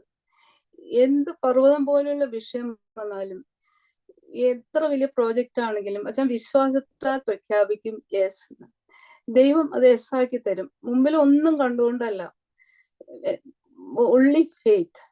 അച്ഛൻ ഓരോ വിഷയങ്ങളുമായിട്ട് ദൈവസന്നിധിയിൽ ചെന്ന് ദൈവത്തോട് ഗൈഡൻസ് പ്രാപിച്ച് അച്ഛൻ വിശ്വാസത്താൽ പ്രഖ്യാപിക്കും. വിശ്വാസത്താൽ സ്റ്റെപ്പ് എടുത്തു വെക്കുമ്പോൾ അതിനുള്ള വ്യക്തികള് ഫണ്ട് എല്ലാം ഒരുക്കി തരും. എനിക്ക് നൂറുകണക്കിന് എക്സാമ്പിൾ പറയാനുണ്ട്. അതിൽ രണ്ടുതെണ്ണം പറയാൻ ആഗ്രഹിക്കുന്നു. ഇന്ന് ഫേസിറ്റി ചർച്ച് ഇരിക്കുന്ന സ്ഥലം ഞങ്ങൾ വാങ്ങാൻ പോയപ്പോൾ വിശ്വാസികൾ പലരും പറഞ്ഞു, പാസ്റ്റർ ഒരു 10 സെന്റ് സ്ഥലം വാങ്ങി അതിലൊരു ഹോള് വെച്ചാൽ പോരെ, ഇത്രയും ഏക്കർ കണക്കിന് സ്ഥലത്തിന്റെ ആവശ്യമുണ്ടോ എന്ന് പറഞ്ഞു. അവര് പറഞ്ഞത് കറക്റ്റാണ്, ഫണ്ടൊന്നും ഇല്ല. പക്ഷെ അച്ചാന്റെ വിഷൻ അതല്ലായിരുന്നു. ആയിരക്കണക്കിന് വിശ്വാസികൾ, വലിയൊരു ചർച്ച്, അതിന് കാർ പാർക്കിംഗ് എല്ലാം. അങ്ങനെ വിശ്വാസത്താൽ അച്ഛൻ ആ സ്ഥലം മേടിച്ചു. അതിനുള്ള ഫണ്ടും വ്യക്തികളെല്ലാം ദൈവം ഒരുക്കി തന്നു. അതിൽ വിശ്വാസത്താൽ ഒരു ഹോള് പണിതു. അച്ചായൻ തന്നെ ഇട്ട പേരാണ് ഫേസ് സിറ്റി ചർച്ച്. അതാണ് ഇന്ന് കളമശ്ശേരിയിലുള്ള ഫേസ് സിറ്റി ചർച്ച്. അതുപോലെ തന്നെ അച്ചായന് കൊടുത്ത ഒരു ദർശനമായിരുന്നു ഹിന്ദി ബൈബിൾ കോളേജ്. ഇന്ത്യയിലെ പല സ്റ്റേറ്റിൽ നിന്ന് കുഞ്ഞുങ്ങളെ ഇവിടെ കൊണ്ടുവന്ന് ബൈബിള് പഠിപ്പിച്ച് പറഞ്ഞു വിടും. 15 ബാച്ച് ഇപ്പൊ പഠിത്തം കഴിഞ്ഞു പോയി. 16ാമത്തെ ബാച്ചാണ് ഇപ്പൊ നടന്നുകൊണ്ടിരിക്കുന്നത്. 1.5 വർഷത്തെ കോഴ്സാണ്. 211 കുഞ്ഞുങ്ങള് ഗ്രാജുവേറ്റ് ചെയ്തു പോയി. ഗ്ലോബൽ യൂണിവേഴ്സിറ്റിയുടെ സിലബസ് ആണ്. ഈ കുഞ്ഞുങ്ങൾക്കെല്ലാം അവിടെ ഓരോ സ്റ്റേറ്റുകളിൽ സഭകളുണ്ട്. ഏറ്റവും അത്ഭുതം എന്ന് പറയട്ടെ, ഹിന്ദി ബൈബിൾ കോളേജ് അച്ഛനോട് വിശ്വാസത്താൽ ദൈവം തുടങ്ങാൻ പറഞ്ഞപ്പോൾ അച്ഛൻ വിശ്വാസത്താൽ അത് ഏറ്റെടുത്തു. അതിനുള്ള സ്ഥലം എല്ലാം ദൈവം ഒരുക്കി. അത്ഭുതം എന്ന് പറയുന്നത് അച്ഛന് ഹിന്ദിയിൽ ഒരു സെന്റൻസ് പോലും പറയാൻ അറിയില്ല. അങ്ങനെയുള്ള ഒരു വ്യക്തിയാണ് ഹിന്ദി ബൈബിൾ കോളേജ് തുടങ്ങിയത്. അതും ദൈവം എല്ലാ കാര്യങ്ങളും നന്നായിട്ട് ചെയ്തുകൊണ്ടിരിക്കുന്നു. അതുപോലെ അവിടെ തന്നെ ഉള്ള ഒരു വലിയ ദർശനത്തോട് തുടങ്ങിയതാണ് ഒരു ധ്യാന കേന്ദ്രം. തകർന്ന് തരിപ്പണമായ ജീവിതങ്ങളാണ് അവിടെ കടന്നു വരുന്നത്. ഒരാഴ്ചത്തെയാണ് ധ്യാനം. രക്ഷ തൊട്ട് കർത്താവിന്റെ 2ാമത്തെ വരവ് വരെ അവിടെ പഠിപ്പിക്കും. അനേകര് വിടുതൽ പ്രാപിച്ച് മടങ്ങിപ്പോകുന്നത് കാണാൻ കഴിഞ്ഞ നാളുകളിൽ ദൈവം ഇടയാക്കിയിട്ടുണ്ട്. അതുപോലെ തന്നെ വിശ്വാസത്താൽ ചെയ്ത ഒരു കാര്യമാണ് ഓൾ ഇന്ത്യ ടൂർ. 60 പേരടങ്ങുന്ന ഒരു ടീം ഇന്ത്യയിലെ എല്ലാ സ്റ്റേറ്റിലും പോയി പ്രാർത്ഥിച്ച് ശുശ്രൂഷിച്ച് മടങ്ങി വന്നു. ഒരു വോൾവോ ബസ്സിലാണ് പോയത്. വലിയ റിസ്ക് ഉള്ള ഒരു പരിപാടിയായിരുന്നു. ഓരോ സ്ഥലത്ത് എവിടെ രാത്രി താമസിക്കുന്ന നേരത്തെ ഷെഡ്യൂൾഡ് ചെയ്തിട്ടുണ്ടായിരുന്നു. അങ്ങനെ ഞങ്ങള് 60 പേരടങ്ങുന്ന ഒരു ടീം എല്ലാ സ്റ്റേറ്റിലും പോയി പ്രാർത്ഥിച്ചു. പല ദൈവദാസന്മാരും ഞങ്ങളെ വിളിച്ചു പറയാറുണ്ട്, പാസ്റ്റർ അന്ന് പ്രാർത്ഥിച്ച പിന്നെ സഭയിലൊക്കെ വിശ്വാസികൾ വർദ്ധിച്ചു, ഒത്തിരി സഭകൾ ഉണ്ടാകാൻ സാധിച്ചു, അതുപോലെ തന്നെ ഒരു വലിയൊരു ഉണർവ് ഉണ്ടായി എന്ന് പറയും. അങ്ങനെ വലിയ റിസ്ക് ഉള്ള ഒരു കാര്യമായിരുന്നു ഓൾ ഇന്ത്യ ടൂർ. അപ്പൊ ദർശനമുള്ളവൻ സാധ്യതകളെ ആണ് മുന്നിൽ കാണുന്നത്, പ്രശ്നങ്ങളെ അല്ല. വിശ്വാസത്തിന്റെ വാക്കുകൾ ഏത് ശത്രുവിനെയും ഏത് പ്രതിസന്ധികളെയും തകർത്ത് കളയും. ദൈവത്തിന്റെ വേല ചെയ്യുവാൻ ദർശനത്തോടും വിശ്വാസത്തോടും കൂടി ഇറങ്ങി പുറപ്പെട്ട സെരുബാബേലിനോടുള്ള പ്രവാചകന്റെ വാക്കുകൾ പലപ്പോഴും ഞങ്ങളെ ധൈര്യപ്പെടുത്താറുണ്ട്.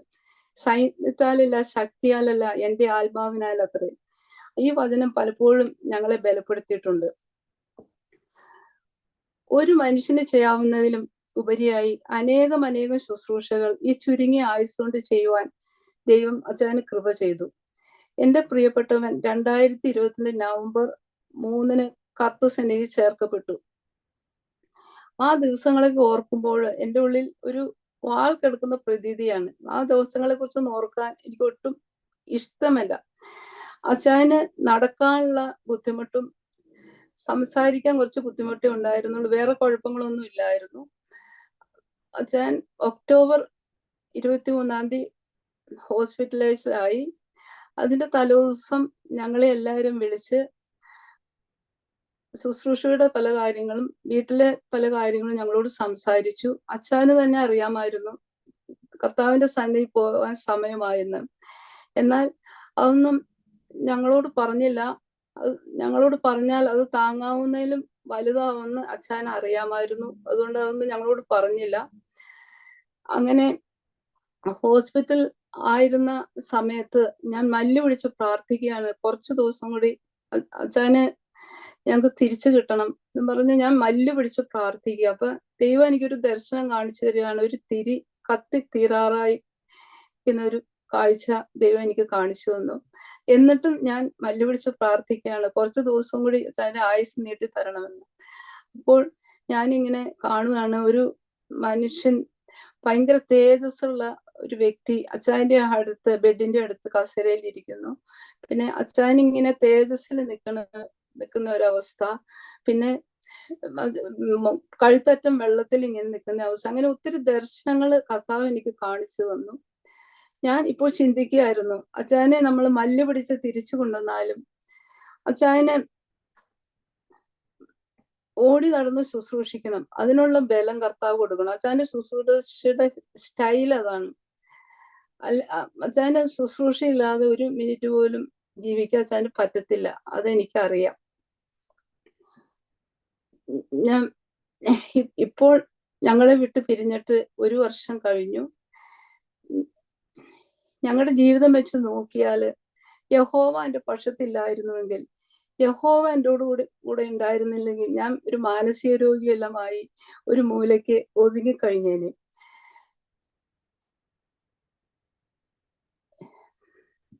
ദൈവത്തിന്റെ വലിയ കൃപ എന്നെ താങ്ങി നടത്തി. 45 വർഷം കാലം വളരെ സന്തോഷമുള്ള ഒരു കുടുംബജീവിതം നയിക്കാൻ ദൈവം ഞങ്ങൾക്ക് കൃപ തന്നു. ഞാൻ പലപ്പോഴും ചിന്തിക്കാറുണ്ട്, ക്രിസ്തു സഭയെ സ്നേഹിച്ചതുപോലെയല്ലേ ഭാര്യ ഭർത്തൃ ബന്ധം, അതിൽ കൂടുതൽ സ്നേഹിക്കുന്നുണ്ടോ എന്ന് പലപ്പോഴും ഞാൻ ചിന്തിക്കാറുണ്ടായിരുന്നു. അങ്ങനെ എല്ലാവർക്കും അസൂയ തോന്നത്തക്ക ഒരു ലൈഫായിരുന്നു ഞങ്ങളുടെ. അത് ഫേസിറ്റി ചർച്ചിലെ വിശ്വാസികൾക്ക് അറിയാം, ഞങ്ങളുടെ മക്കൾക്കും അറിയാം. 45 വർഷം തോളോട് തോൾ ചേർന്ന് നിന്ന് കർത്താവിന്റെ വേല ചെയ്യുവാൻ ദൈവം ഞങ്ങൾക്ക് കൃപ തന്നു. അച്ചായന്റെ വേർപാട് ഞങ്ങൾക്ക് സഹിക്കാവുന്നതിലും അധികമായിരുന്നു. അതുപോലെ ഫേസിറ്റി ചർച്ചിലെ വിശ്വാസികൾക്കും. അവരെന്നെ ഇടയ്ക്ക് വിളിച്ചു പറയും, ഞങ്ങളുടെ അപ്പം മരിച്ചപ്പോൾ ഞങ്ങൾക്ക് ഇത്ര ബുദ്ധിമുട്ടുണ്ടായിട്ടില്ല, ഞങ്ങൾ അനാഥരെ പോലെ ആയി എന്നൊക്കെ എന്നെ വിളിച്ചു പറയും. അപ്പൊ അച്ഛൻ അവരുടെ ജീവിതത്തിലെല്ലാം വളരെ സ്വാധീനം ചെലുത്തിയ ഒരു വ്യക്തിയായിരുന്നു. എന്റെ ജീവിതത്തിലും ഞാൻ എങ്ങനെ ജീവിക്കും, ഞാൻ ഏകയായി പോയില്ലോ, ഞാൻ ഒറ്റയ്ക്കാണല്ലോ എന്നൊക്കെ ഞാൻ ഇങ്ങനെ ചിന്തിച്ച് ആ ദിവസങ്ങളൊക്കെ ഇങ്ങനെ ഒത്തിരി പ്രയാസപ്പെട്ടിട്ടുണ്ട്. എനിക്ക് കുറെ നാളത്തേക്ക് ബൈബിള് വായിക്കാനോ പ്രാർത്ഥിക്കാനോ ഒന്നും ഒരു കോൺസെൻട്രേഷനും കിട്ടുകയില്ലായിരുന്നു. ഞാൻ അങ്ങനെ ഒത്തിരി ബുദ്ധിമുട്ടിൽ കൂടി ആ നാളിൽ കടന്നുപോയി. ഉറക്കവും കിട്ടുകയില്ലായിരുന്നു. നാമൊക്കെ കുഞ്ഞുങ്ങളായിരിക്കുമ്പോൾ നമ്മൾ എന്തെങ്കിലും ഒരു പ്രയാസം ഉണ്ടെങ്കിൽ നമ്മൾ പേരൻസിനോട് പറയും. എന്നാൽ വിവാഹം കഴിഞ്ഞു കഴിഞ്ഞാൽ സഹോദരിമാരായ എല്ലാവരും അവരുടെ ഭർത്താക്കന്മാരോടാണ് ഷെയർ ചെയ്യുന്നത്. അപ്പൊ ഞങ്ങളുടെ ജീവിതത്തിലും അങ്ങനെയായിരുന്നു. എന്തെങ്കിലും കുഞ്ഞുങ്ങളുടെ വിഷയമോ ആരോഗ്യ വിഷയമോ എന്തെങ്കിലും വിഷയമുണ്ടെങ്കിൽ അച്ഛനോട് പറയും. ഞങ്ങൾ എല്ലാം ഒരുമിച്ചിരുന്ന് പ്രാർത്ഥിക്കും. ദൈവം അതിനൊരു സൊല്യൂഷൻ ഞങ്ങൾക്ക് ദൈവം കാണിച്ചു തരും. 1977 മെയ് 14 ഞങ്ങൾ വിവാഹം കഴിഞ്ഞത് മുതൽ അച്ഛൻ ഒഫീഷ്യലായുള്ള കാര്യങ്ങൾക്ക് മാറി നിൽക്കുന്നതല്ലാതെ ഒരു ദിവസം പോലും ഞങ്ങൾ ഒരുമിച്ച് പ്രാർത്ഥിക്കാതെ കിടന്നുറങ്ങിയിട്ടില്ല. അത് ഞങ്ങളുടെ ജീവിതത്തിൽ വലിയൊരു വിജയമായിരുന്നു. ഞാനിങ്ങനെ ഭാരപ്പെട്ട് ഇരിക്കുന്ന സമയത്ത് ദൈവം എനിക്ക് യെശയ്യാവ് 54:5 കൂടി ദൈവം എന്നോട് സംസാരിച്ചു. നിന്റെ സൃഷ്ടാവാകുന്ന നിന്റെ ഭർത്താവ്, സൈന്യങ്ങളുടെ യഹോവ എന്നാകുന്നു അവന്റെ നാമം, ഇസ്രായേലിന്റെ പരിശുദ്ധനാകുന്ന നിന്റെ വീണ്ടെടുപ്പുകാരൻ, സർവ്വഭൂമിയുടെയും ദൈവം എന്ന് അവൻ വിളിക്കപ്പെടുന്നു. യെശയ്യാവ് 54:5 പറഞ്ഞിരിക്കുന്ന പോലെ സർവശക്തനായ ദൈവത്തിന്റെ അടുത്തേക്ക് ഓടിച്ചെല്ലുവാൻ, അവനുമായിട്ട് കാര്യങ്ങൾ പങ്കുവെക്കുവാൻ, അവന് പരിപൂർണമായി ആശ്രയിപ്പാൻ, അവന്റെ അടുത്ത് നിന്ന് ആലോചന പ്രാപിപ്പാൻ എല്ലാം ഈ ദിവസങ്ങളിൽ ദൈവം എന്നെ പഠിപ്പിച്ചുകൊണ്ടിരിക്കുകയാണ്. ദൈവം അതിനെല്ലാം എന്നെ സഹായിച്ചുകൊണ്ടിരിക്കുന്നു. അച്ചായന്റെ കാര്യം പറയുവാണെങ്കിൽ, അച്ചായൻ സുവിശേഷത്തിന് വേണ്ടി എന്ത് റിസ്ക് എടുക്കാനും ഒരു മടിയില്ലായിരുന്നു. സുവിശേഷത്തിന് വേണ്ടി പണം, വിദ്യാഭ്യാസം, ജോലി, ആരോഗ്യം, കുടുംബം, കഴിവുകൾ എല്ലാം സമർപ്പിച്ച ഒരു വ്യക്തി. ഒന്നും സമ്പാദിച്ചിട്ടില്ല. കോടിക്കണക്കിന് സമ്പാദിക്കാമായിരുന്നു, എന്നാലും ഒന്നും സമ്പാദിച്ചിട്ടില്ല. മത്തായിയുടെ സുവിശേഷത്തിൽ ഇങ്ങനെ ഒരു വാക്യമുണ്ട്: സ്വർഗരാജ്യം നല്ല മുത്ത് അന്വേഷിക്കുന്ന ഒരു വ്യാപാരിയോട് സദൃശ്യം. അവൻ വിലയേറിയ ആ മുത്ത് കണ്ടെത്തിയാറെ ചെന്ന് തനിക്കുള്ളതുകയും വിറ്റ് അത് വാങ്ങി. ഈ വാക്യം ഞങ്ങളുടെ ജീവിതത്തിൽ ഒരാകത്തുകയാണ്. എന്നെ കേൾക്കുന്ന ശ്രോതാക്കളെ, നിങ്ങൾക്കും ഈ കാഴ്ചപ്പാട് ലഭിച്ചാൽ നിങ്ങൾ സകലതും വിട്ട് കർത്താവിന്റെ പിറകെ ഓടും. എന്റെ പ്രിയപ്പെട്ടവനെ കുറിച്ച് വളരെ അഭിമാനത്തോടെ എനിക്ക് പറയാൻ കഴിയും. I am very proud of him. A great man of God, great example throughout the world. ശുശ്രൂഷ രംഗത്ത് നിൽക്കുന്ന പലരെയും കുറിച്ച് ഞാൻ ചിന്തിക്കുമ്പോൾ പലരും ഓട്ടം നന്നായി തുടങ്ങും, തുടക്കത്തിൽ നന്നായി ഓടും, എന്നാൽ നന്നായി അവസാനിപ്പാൻ പലർക്കും കഴിഞ്ഞിട്ടില്ല. വളരെ ചുരുക്കം പേർക്ക് മാത്രമാണ് അതിനുള്ള ഭാഗ്യം കിട്ടിയിട്ടുള്ളത്. എന്റെ അച്ഛന് ആ ഭാഗ്യം ദൈവം കൊടുത്തു. 2 തിമോഥെയോസ് 4-ാം അധ്യായത്തിൽ പറഞ്ഞിരിക്കുന്നത് പോലെ, ഞാൻ നല്ല പോർ പൊരുതു, ഓട്ടം തികച്ചു, വിശ്വാസം കാത്തു, നീതിയുടെ കിരീടം എനിക്കായി വെച്ചിരിക്കുന്നു. എന്റെ അച്ഛനെ കുറിച്ച് എനിക്ക് 100% പ്രാഗൽഭ്യത്തോടെ പറയുവാൻ കഴിയും. കഴിഞ്ഞ ഒരു വർഷം എന്റെയും മക്കളുടെയും ജീവിതത്തിൽ വളരെ ബുദ്ധിമുട്ടുള്ള ഒരു വർഷമായിരുന്നു. അച്ഛൻ ഞങ്ങളുടെ കൂടെ ഇല്ല എന്നുള്ളത് എനിക്കും കുഞ്ഞുങ്ങൾക്കും അവിടെ കുടുംബത്തിനും താങ്ങാനാവാത്ത വലിയൊരു നഷ്ടമാണ്. അച്ചായൻ ഞങ്ങളുടെ കൂടെ ഇല്ല എന്നുള്ളത് ഇപ്പോഴും ഒരു യഥാർത്ഥമായി വിശ്വസിക്കാൻ പറ്റുന്നില്ല. അതെല്ലാം ഞാൻ കവർ ചെയ്യുന്നത് പരിശുദ്ധാത്മാവിന്റെ വലിയ സാന്നിധ്യത്തിലാണ്. അതുപോലെ എന്നെ സ്നേഹിക്കുന്ന, ഞങ്ങളെ സ്നേഹിക്കുന്ന PCTയിലെ ദൈവമക്കളും പരിശുദ്ധാത്മാവിന്റെ സന്തോഷം, സമാധാനം എല്ലാം ഈ നാളുകളിൽ ഞാൻ അനുഭവിച്ചറിയുന്നു. എത്രത്തോളം ദൈവം എന്നെ താങ്ങി നടത്തി. എല്ലാത്തിനും നന്ദിയോടും ദൈവത്തെ സ്തുതിക്കുന്നു. ആകട്ടെ ആന്റി ഇത്രത്തോളം സമയം അനുഭവ സാക്ഷ്യം, ജീവിത അനുഭവങ്ങൾ പങ്കുവയ്ക്കുവാനിടയായി തീർന്നു. ആന്റി ശുശ്രൂഷിച്ചതായ ഫെയ്ത്ത് സിറ്റി സഭയിലെ ദൈവമക്കളോടും ഫെയ്ത്ത് സിറ്റി സഭയുടെ പ്രവർത്തനങ്ങളുള്ള ബന്ധത്തില് ഭാരതത്തിലും ലോകത്തിന്റെ വിവിധ ഭാഗങ്ങളിലുള്ളതായ ദൈവമക്കളോട്, ദൈവദാസന്മാരോട്, അതുപോലെ ആന്റിയുടെ സുഹൃത്തു വലയത്തോട് ആന്റിക്ക് എന്താണ് അരോമ TV-യിലൂടെ പറയുവാൻ ആന്റി ആഗ്രഹിക്കുന്നത് എന്നൊന്ന് പറയാമോ? അവരോട് എനിക്ക് പറയുവാനുള്ളത്, അവര് വിശ്വാസത്തില് നിലനിന്ന് അനേകം പേരെ കർത്താവിലേക്ക് ആദായപ്പെടുത്തുവാൻ ദൈവം ഓരോരുത്തരെ എടുത്ത് ഉപയോഗിക്കണം. അങ്ങനെ ചർച്ച് എല്ലാ വിധത്തിലും വളരുവാൻ ഇടയാക്കണം. ദൈവം അവർക്ക് കൊടുത്ത ദർശനം ഒന്നും മങ്ങാതെ അന്ത്യത്തോളം അത് പിടിച്ചു നിന്നുകൊണ്ട് ദൈവം അവരെ ഏൽപ്പിച്ച ഓരോ ശുശ്രൂഷകള് നിർപടിയായി അവർ നിവർത്തിക്കണം. അങ്ങനെ നല്ല ദാസിനെ നല്ല ദാസി എന്ന വിളി കേൾക്കുവാൻ അവരെ ദൈവം ഒരുക്കണം.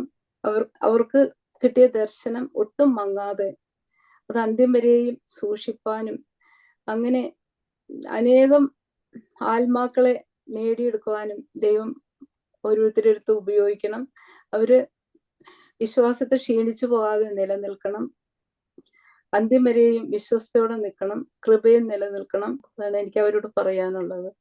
പ്രത്യാശയുടെ പൊൻപുലരിയിൽ എന്റെ പ്രിയപ്പെട്ടവനെ, ഞങ്ങളുടെ ഡാഡിയെ കാണാം എന്ന് ഞാൻ പ്രത്യാശയിൽ മുന്നോട്ട് പോവുകയാണ്. അച്ചായന്റെ ദർശനങ്ങൾ പലതും നിറവേറാൻ കിടപ്പുണ്ട്. അത് മക്കളിൽ കൂടി നിറവേറ്റിയെടുക്കുമെന്ന് എനിക്ക് നല്ല ഉറപ്പുണ്ട്. ദൈവം എനിക്ക് വാഗ്ദത്തം തന്നിട്ടുണ്ട്. മൂത്ത മകൻ ജിബി ആ ദർശനം ഏറ്റെടുത്തു കഴിഞ്ഞു. അവൻ കഴിഞ്ഞ വർഷം 8 പ്രാവശ്യം US-ൽ നിന്ന് നാട്ടിലേക്ക് കടന്നുപോയി. അത് എൻ്റെ ജീവിതത്തിലെ ഏറ്റവും സന്തോഷം തരുന്ന ഒരു കാര്യമാണ്. ദൈവം തരുന്ന ആയുസ് ദൈവനാമ മഹത്വത്തിന് വേണ്ടി അധികം പ്രയോജനപ്പെടുവാൻ എന്നെ താഴ്ത്തി ഏൽപ്പിക്കുകയാണ്. ഈ ശ്രേഷ്ഠവനമായ ശുശ്രൂഷ ചെയ്യുന്ന പാസ്റ്റർ ഡാനിയൽ ജോൺ അവരോടും കുടുംബത്തോടും എൻ്റെ നന്ദി, സ്നേഹവും ഞാൻ അറിയിക്കുന്നു. ദൈവദാസന്റെ ശുശ്രൂഷ അനേകം പേർക്ക് വിടുതലും അനുഗ്രഹമായി തീരട്ടെ എന്ന് ഞാൻ പ്രാർത്ഥിക്കുന്നു. എന്റെ വാക്കുകളിൽ നിന്ന് ഞാൻ ചുരുക്കുന്നു. ദൈവം എല്ലാവരെയും അനുഗ്രഹിക്കട്ടെ. പ്രിയ ഗ്രേസി ആന്റിയുടെ ജീവിതാനുഭവങ്ങൾ വളരെ ശ്രദ്ധേയമായി നാം ശ്രവിപ്പാൻ തക്കവണ്ണം ഇടയായി തീർന്നത് ഓർത്ത് ഞാൻ ദൈവത്തിന് സ്തോത്രം ചെയ്യുന്നു. ഒരു നാമധേയ കുടുംബത്തിലൊരു പശ്ചാത്തലത്തില് ജനിച്ചു വളർന്ന ആ ഒരു ബാല്യകാലം, പിന്നത്തേതില് വളരെ ചെറുപ്പത്തിൽ തന്നെ കർത്താവായ യേശുവിനെ കണ്ടുമുട്ടുവാനിടയായി തീർന്നു. ഒരു വ്യക്തി കർത്താവിന് വേണ്ടി നിൽക്കുവാൻ തയ്യാറായാൽ ആ വ്യക്തിയിലൂടെ അനേക പ്രിയപ്പെട്ടവരെ കർത്താവിലേക്ക് കൊണ്ടുവരുവാനിടയായി തീരും.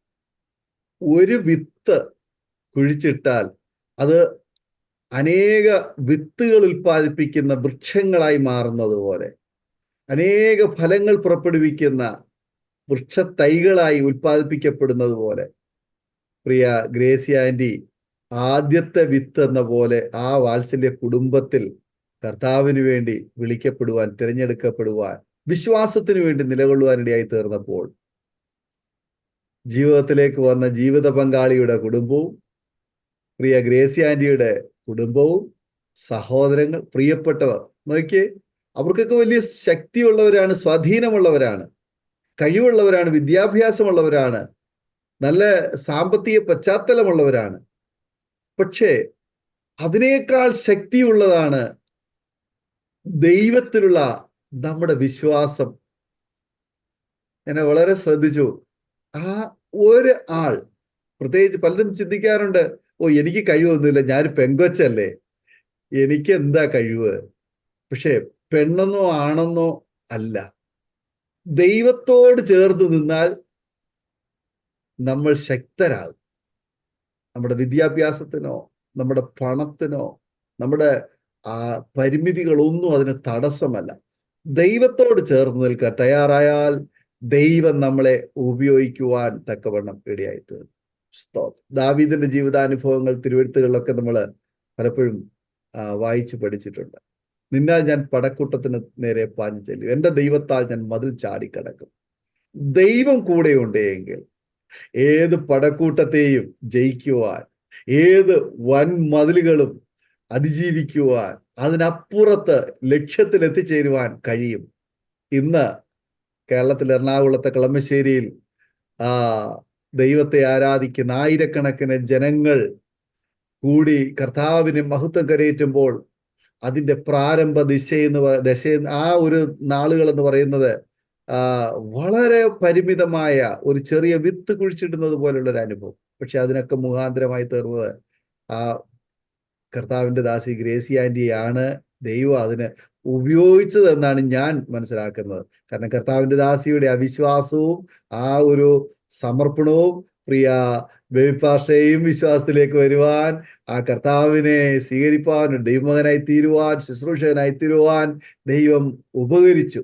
അവിടെ നിന്ന് അത് വളർന്ന് വളർന്ന് വളർന്ന് വളർന്ന് ഇന്ന് ആയിരക്കണക്കിന് ആശ്വാസം പകരുന്ന, അവർക്ക് തണുപ്പ് കൊടുക്കുന്ന ഒരു പടവൃക്ഷമായി ആമേൻ അത് മാറുവാൻ തക്കവണ്ണം ആമേൻ ഇടയായി തീർന്നു. ആ വൃക്ഷത്തിന്റെ തണലിൽ ധാരാളം അശരണര്, ദുഃഖിതര്, രോഗികള്, നിരാശിതര്, പ്രതികൂലങ്ങളുടെ നടുവിൽ കൂടെ കടന്നു പോകുന്നവർ ഓടി വരികയാണ് ആ തണലിൽ ഇരിക്കുവാൻ, ആ തണലിൽ ആശ്വസിക്കുവാൻ, ആ തണലിൽ ഇരുന്ന് കർത്താവിന്റെ ശബ്ദം കേൾക്കുവാൻ. സ്തോത്രം. അത് പടർന്നു പന്തലിക്കട്ടെ, അതൊരു വടവൃക്ഷമായി മാറട്ടെ.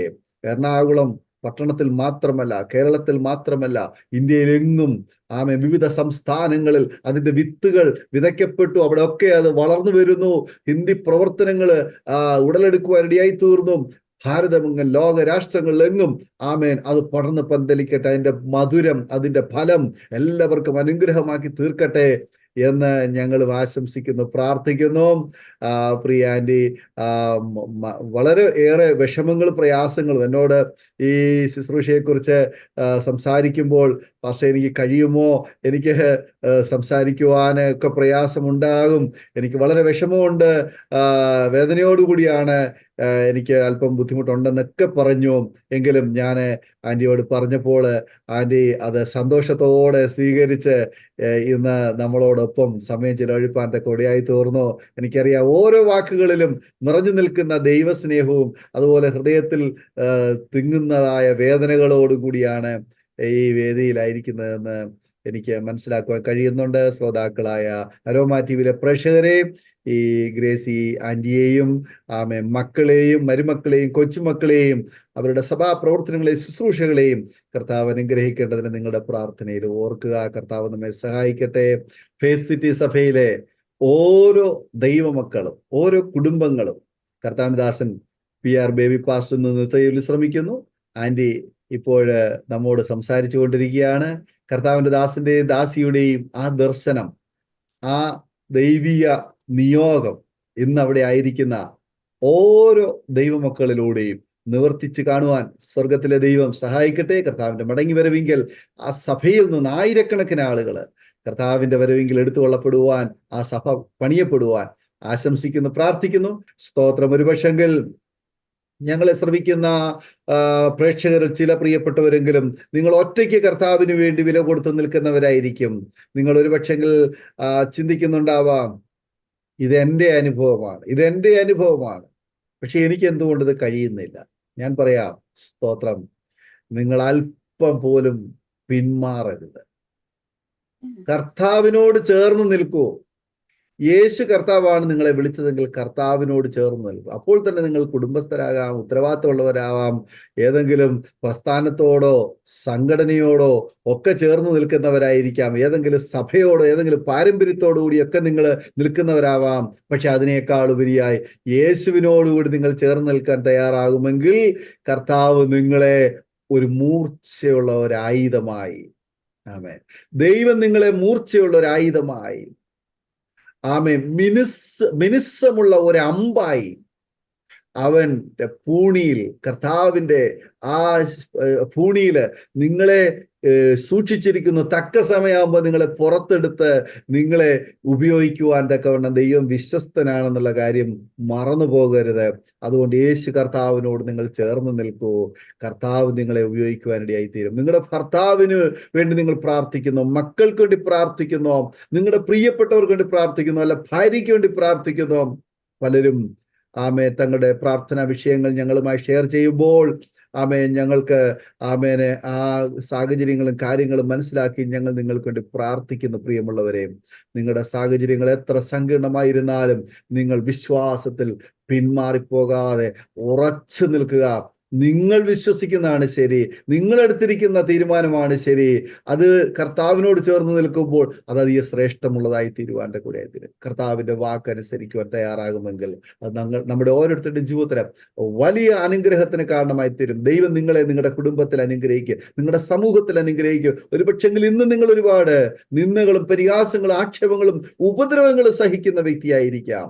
എന്നാൽ നാളെ ആരുടെ ദിവസമാണെന്ന് അറിയാമോ?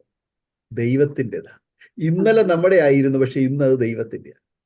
എന്നാൽ ഇപ്പോഴത്തെ ഈ സമയം നിങ്ങളുടെ സമയം, എൻ്റെ സമയം, നമ്മുടെ സമയം.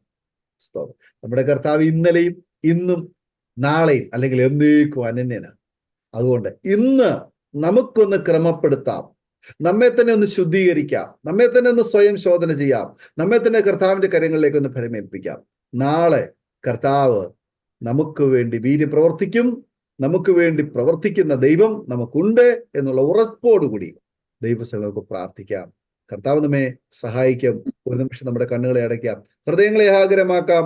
നാം ഒരുമിച്ച് സ്തോത്രം ചെയ്ത് പ്രാർത്ഥിക്കുമ്പോൾ പ്രിയ ഗ്രേസി ആന്റി അരോമ ടിവിയിലെ പ്രേക്ഷകർക്ക് വേണ്ടി പ്രാർത്ഥിക്കുന്നതായിരിക്കും. എല്ലാ പ്രിയപ്പെട്ടവരും കണ്ണുകൾ അടച്ചാണ്ട്, നിങ്ങളായിരിക്കുന്ന ഭവനത്തിൽ, നിങ്ങളായിരിക്കുന്ന ഹോസ്പിറ്റലിൽ, നിങ്ങൾ അഭിമുഖീകരിക്കുന്ന സാമ്പത്തിക ബുദ്ധിമുട്ടിന്റെ നടുവിൽ പല പ്രിയപ്പെട്ടവരെ ജപ്തി നടപടികളിലൂടെ കടന്നു പോകുന്ന പ്രിയപ്പെട്ടവര്, തലമുറകളെ ഓർത്ത് ഭാരപ്പെടുന്ന പ്രിയപ്പെട്ടവർ, കുഞ്ഞുങ്ങളുടെ വിവാഹത്തെ ഓർത്ത് ആശങ്കപ്പെടുന്ന പ്രിയപ്പെട്ടവർ, ജീവിതത്തിൽ സമാധാനമില്ലാതെ സ്വസ്ഥതയില്ലാതെ ആത്മഹത്യ ചെയ്താൽ മതി എന്ന് വിചാരിച്ച് എല്ലാം നഷ്ടപ്പെട്ട് ദുഃഖത്തിലും നിരാശയിലുമായിരിക്കുന്ന പ്രിയപ്പെട്ടവർ, യേശുവിന്റെ മുൻപാകെ നിങ്ങളെ ഏൽപ്പിച്ചു കൊടുക്കും. ഒരു നിമിഷം കണ്ണുകൾ അടയ്ക്കൂ, പ്രാർത്ഥിക്കൂ. കർത്താവേ, ഞാനിതാ എന്നെ തന്നെ ഏൽപ്പിച്ചു തരുന്നു, എന്റെ കുടുംബത്തെ ഏൽപ്പിച്ചു തരുന്നു, എന്റെ വിഷയങ്ങളെ ഏൽപ്പിച്ചു തരുന്നു. നമുക്കൊരുമിച്ച് പ്രാർത്ഥിക്കാം. പ്രിയ ആന്റി പ്രാർത്ഥിച്ചു. Hallelujah, hallelujah. വാക്തങ്ങൾ വിശ്വസന വാക്കും ആരാധനായ സ്വർഗീയ പിതാവേ, അനുഗ്രഹിച്ച സമയത്തിനായിട്ട് സ്തോത്രം ചെയ്യുന്ന കർത്താവേ, ദൈവമേ, അരോമ ടിവിയില് കർത്താവേ സാക്ഷ്യം കേൾക്കുന്ന കേട്ട കർത്താവെ, കേൾക്കാൻ പോകുന്ന ഓരോ മക്കളെ ഓർത്ത് പ്രാർത്ഥിക്കുന്നു കർത്താവെ. കർത്താവെ, അടിയന്റെ ജീവിതത്തിൽ കർത്താവെ സാമ്പത്തിക വിഷയങ്ങൾ, കർത്താവെ ആരോഗ്യ വിഷയങ്ങൾ, തലമുറയുടെ വിഷയങ്ങള്, കർത്താവെ അങ്ങനെ സമാധാനമില്ലാത്ത വിഷയങ്ങൾ, അങ്ങനെ എല്ലാ വിഷയങ്ങളും കർത്താവെ നീ ഞങ്ങൾക്ക് കർത്താവെ വിടുതൽ തന്ന ദൈവമാവുന്നില്ല കർത്താവെ. കർത്താവെ, ഈ TV കർത്താവെ ഇത് കേൾക്കുന്ന ശ്രോതാക്കളിൽ ആരെങ്കിലും കർത്താവെ ഈ വിഷയങ്ങളാൽ ഭാരപ്പെടുന്നുവെങ്കിൽ കർത്താവെ, ഇന്ന് രാത്രികാലം ഞങ്ങൾ ഒരുമിച്ച് പ്രാർത്ഥിക്കുകയാണ് കർത്താവെ. ദൈവമേ, അവർക്ക് ഇവരുടെ ജീവിതത്തിൽ കർത്താവെ ഈ വിഷയങ്ങൾക്കെല്ലാം ഒരു വിടുതൽ കൊടുത്ത് കർത്താവെ, ദൈവം വലിയവനാണെന്ന് കർത്താവെ വരും കാലങ്ങളിൽ കർത്താവെ അവരുടെ ജീവിതത്തിൽ ദൈവമേ പറയുവാൻ തക്കവണ്ണം ദൈവമേ ദിവസങ്ങളിൽ സഹായിക്കണം കർത്താവെ. ഓരോ മക്കളെയും ദൈവമേ ദൈവകാര്യങ്ങളിലേക്ക് ഏൽപ്പിച്ച് പ്രാർത്ഥിക്കുന്നു കർത്താവെ. ഈ സാക്ഷികൾക്ക് പ്രയോജനകരമായി കർത്താവെ അവരുടെ ജീവിതത്തിൽ കർത്താവെ എല്ലാ വിഷയത്തിനും കർത്താവെ ഒരു വിടുതലായിട്ട് കർത്താവെ ഈ ദിവസങ്ങളിൽ കർത്താവെ തീരുമാറാക്കണമേ കർത്താവെ. ഓരോ വ്യക്തികളെ ഓർത്ത് പ്രാർത്ഥിക്കുന്നു കർത്താവെ. അവരെല്ലാം അനുഗ്രഹിക്കണം കർത്താവെ. ദൈവമേ, എല്ലാ ഭാരങ്ങളും മാറ്റി കൊടുക്കണം കർത്താവെ. ദൈവത്തിന്റെ സന്നിധിയിൽ വന്ന് കർത്താവെ എല്ലാ ഭാരങ്ങളും ദൈവത്തിന്റെ സന്നിധിയിൽ ഏൽപ്പിച്ച് കർത്താവെ ദൈവത്തോടുകൂടി ജീവിപ്പാൻ ഓരോ മക്കളെയും ദൈവമേ സഹായിക്കണം. ഓരോരുത്തരെയും കർത്താവെ ദൈവകരങ്ങളിലേക്ക് സമർപ്പിക്കുന്നു. പ്രാർത്ഥന കേട്ടതിനായി സ്തോത്രം. യേശുവിന്റെ നാമത്തിൽ തന്നെ, ആമേൻ. താങ്ക് യു പ്രിയ ഗ്രേസി ആന്റി. ഇത്രത്തോളം സമയം അരോമ ടിവിയിലെ പ്രേക്ഷകരോടൊപ്പം അനുഗ്രഹിക്കപ്പെട്ട ജീവിതാനുഭവവും സാക്ഷ്യവും പങ്കുവയ്ക്കാൻ സമയം വേർതിരിച്ചെന്നെ കർത്താവ് ദാസോട് നന്ദി, സ്നേഹം അറിയിക്കുന്നു. കർത്താവ് ധാരാളം അനുഗ്രഹിക്കുമാറാകട്ടെ. അതുപോലെ തന്നെ ഇത്രത്തോളം സമയം ഞങ്ങളെ ശ്രവിച്ചുകൊണ്ടിരുന്ന മാന്യ ശ്രോതാക്കളുടേതായ നന്ദി, സ്നേഹം അറിയിക്കുന്നു. കർത്താവ് നമ്മെ അനുഗ്രഹിക്കട്ടെ. ഈ സാക്ഷി നിങ്ങൾക്ക് അനുഗ്രഹമായി തീർന്നുവെങ്കിൽ തീർച്ചയായിട്ടും നിങ്ങളുടെ പ്രിയപ്പെട്ടവർക്ക് ഷെയർ ചെയ്ത് കൊടുക്കുക. അവരും കേൾക്കട്ടെ, അനുഗ്രഹിക്കട്ടെ. അതിലൂടെ ദൈവനാമയപ്പെടും. മാത്രമല്ല, നിങ്ങൾക്കൊരു പ്രാർത്ഥനാ വിഷയമുണ്ടെങ്കിൽ സ്ക്രീൻ കാണുന്ന നമ്പറിൽ ഞങ്ങൾക്ക് നിങ്ങൾ വാട്സപ്പ് ചെയ്യുക. ഞങ്ങൾ നിങ്ങൾക്ക് വേണ്ടി നിങ്ങളുടെ വിഷയങ്ങൾക്ക് വേണ്ടി പ്രാർത്ഥിക്കാം. കർത്താവ് നമ്മെ സഹായിക്കട്ടെ. അടുത്ത അനുഗ്രഹിക്കപ്പെട്ട ഒരു സാക്ഷ്യവുമായി വീണ്ടും കാണുമ്പോഴേയും എല്ലാവർക്കും good bye. God bless you all. ഓർമ്മയുടെ മനോരഥത്തിൽ മായാത്ത ഓർമ്മയ്ക്കായി അരോമ മാട്രിമോണിയിൽ നിന്നും ജീവിത പങ്കാളിയെ കണ്ടെത്തൂ. നിങ്ങൾ ഒരു ക്രിസ്തീയ ജീവിത പങ്കാളിയെ അന്വേഷിക്കുകയാണോ?